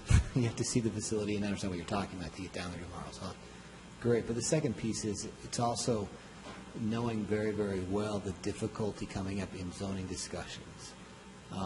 It's going to be a massive, massive, massive undertaking, and I can't fault people for wanting to find ways to peacefully circumvent that in some way. So I fully agree that trying to piecemeal it, the mindset has always been piecemeal things together. From the homeless providers and everybody else, do what you can with what we can get. And it's better than nothing. We still have that mentality around these services. This is a fully new paradigm for everybody, which is why it's so hard about what do you do with a blank slate. That's a new idea for the homeless provider community. It's a new idea for us. And it's hard to wrap your head around to get that mindset. It's going to be hard to get in the mindset of funding this in a way that doesn't have a parallel track for businesses and then nonprofits, especially small nonprofits, homeless service for nonprofits, where the paradigm that you see here, the expectation that you spend on employees and you have certain overhead that's normal, is not the same for these providers. It's part of that same discussion. So I'm hopeful that a tour will be very clear in sort of showing what we have and how this is a clear example of how the old paradigm is not what we're trying to get to. But it's still going to be a heavy lift, and I understand that. So, Okay, Charlie has one more thing. And I know that I do see the irony that, I'm the one that said, let's see if we can keep it short, and I'm the one that keeps talking. So I do see the irony there. On the funding issue, I know that, the legislative reality is, that if we can, whatever funding we can get, I think we need to be pushing for. So, all of the issues that we're raising, I think, are valid and important, but I think it's important. What's more important right now is that the legislature fund the appropriation, and then we can figure out, how the money should be spent and the work that our administration is going to be doing with the county's administration and the state in spending this money. It is far easier to kill not only legislation, but especially to kill an appropriation than it is to get an appropriation passed. And so I do think that, while it's important that, we're raising some of these questions, that, still having that unified support around the appropriation ask is critical for the next 3 or 4 weeks. Thanks, Charlie. I think what we've all been saying, and I don't think I'm out of turn here, is that we have an opportunity here we haven't had for a long time. And let's do good work. All of us acknowledging that there's going to be some really hard work to do even after appropriation. So thank you both for being here, and look forward to hearing from you on the 1st again. So. Lynn, I just want to thank you for the great report you gave us. It was a wonderful summary. It was accurate. It helped us. Thank you for taking Hopefully the time that to do that. abbreviates this discussion as it was great. well. Thank you. Thanks. We'll just have announcements now. I'll turn the time over to Cindy. Okay. The first item relates to your communication budget policy. Each of you has a small budget for communications within your district. And a component that was added several years ago is the opportunity to co-sponsor, so to speak, community events and functions that, as long as they have the purpose of gathering people together or communicating in some way with your constituents. And it's been proposed by Councilmember Mendenhall that this be changed from the current $300 maximum to $500 maximum. Anybody opposed to that? Anybody have any concerns with that? Is everybody okay with that? Okay, good work, good, thanks. And a side note on this one is we have to work with the attorney's office to improve our wording on our policy, because we sometimes leave the wrong impression when we call it donation or contribution. Really, it's kind of a sponsorship type thing, and we don't want to create any extra paperwork that is necessary that would go with a donation or contribution. So the sponsorship approach works. We'll just work with the attorney's office on that. Early advertising for planning items, there are a couple of those. We may have a couple more too, and these are things that I asked you about last week of whether it would be okay to just get those moving without a staff report in some cases. And I should also mention that on the 22nd, Russell had pointed out that that's the caucus night, and that was the night that we were scheduling all of the hearings on. And then we realized that would be a problem. So what we're suggesting is that we switch the formal meeting night from the 22nd to the 15th. That's a briefing night meeting with RDA. So you'd have your hearings and such on the 15th, and then you would have on the 22nd, you could get done by 5:30 so that you could attend 6 p.m. caucus meetings, assuming that schedule sticks on the caucus end.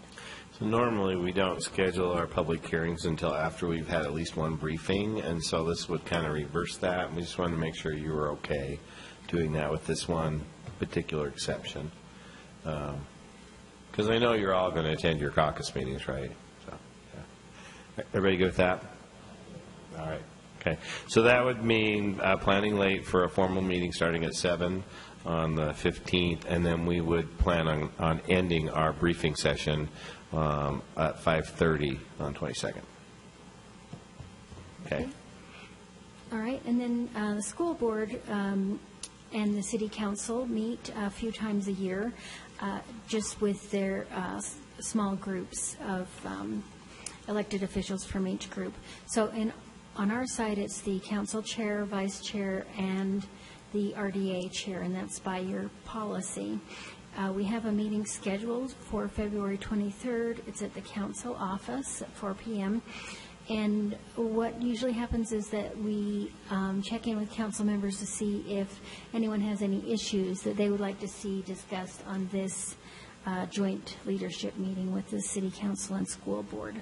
So you can let your liaison know, or Jen Aramaki is our main contact. The St. Patrick's Day Parade is Saturday, March 12th at 10 a.m., and you just need to let the front office know if you were planning to go to that so that we can alert the fire department. They will have a fire truck there. And if you haven't done it, a really great opportunity to ride a fire truck and to participate in a fun parade. So. And I believe children are invited. Yes. I'd say it's my favorite parade. It's my favorite parade to be in. My favorite parade to watch, of course, is Pride, but this one is the funnest one to be in. Okay, APA is coming up. That's April 2nd through 5th, and so we need to hear back from council members if any of you are interested in attending that. And then the Utah League of Cities and Towns is April 6th through 8th.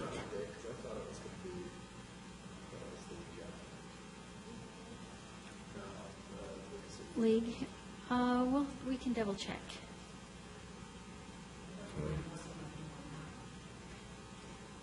Where's Lynn? Lynn? That's true. Yeah, so we'll check on that.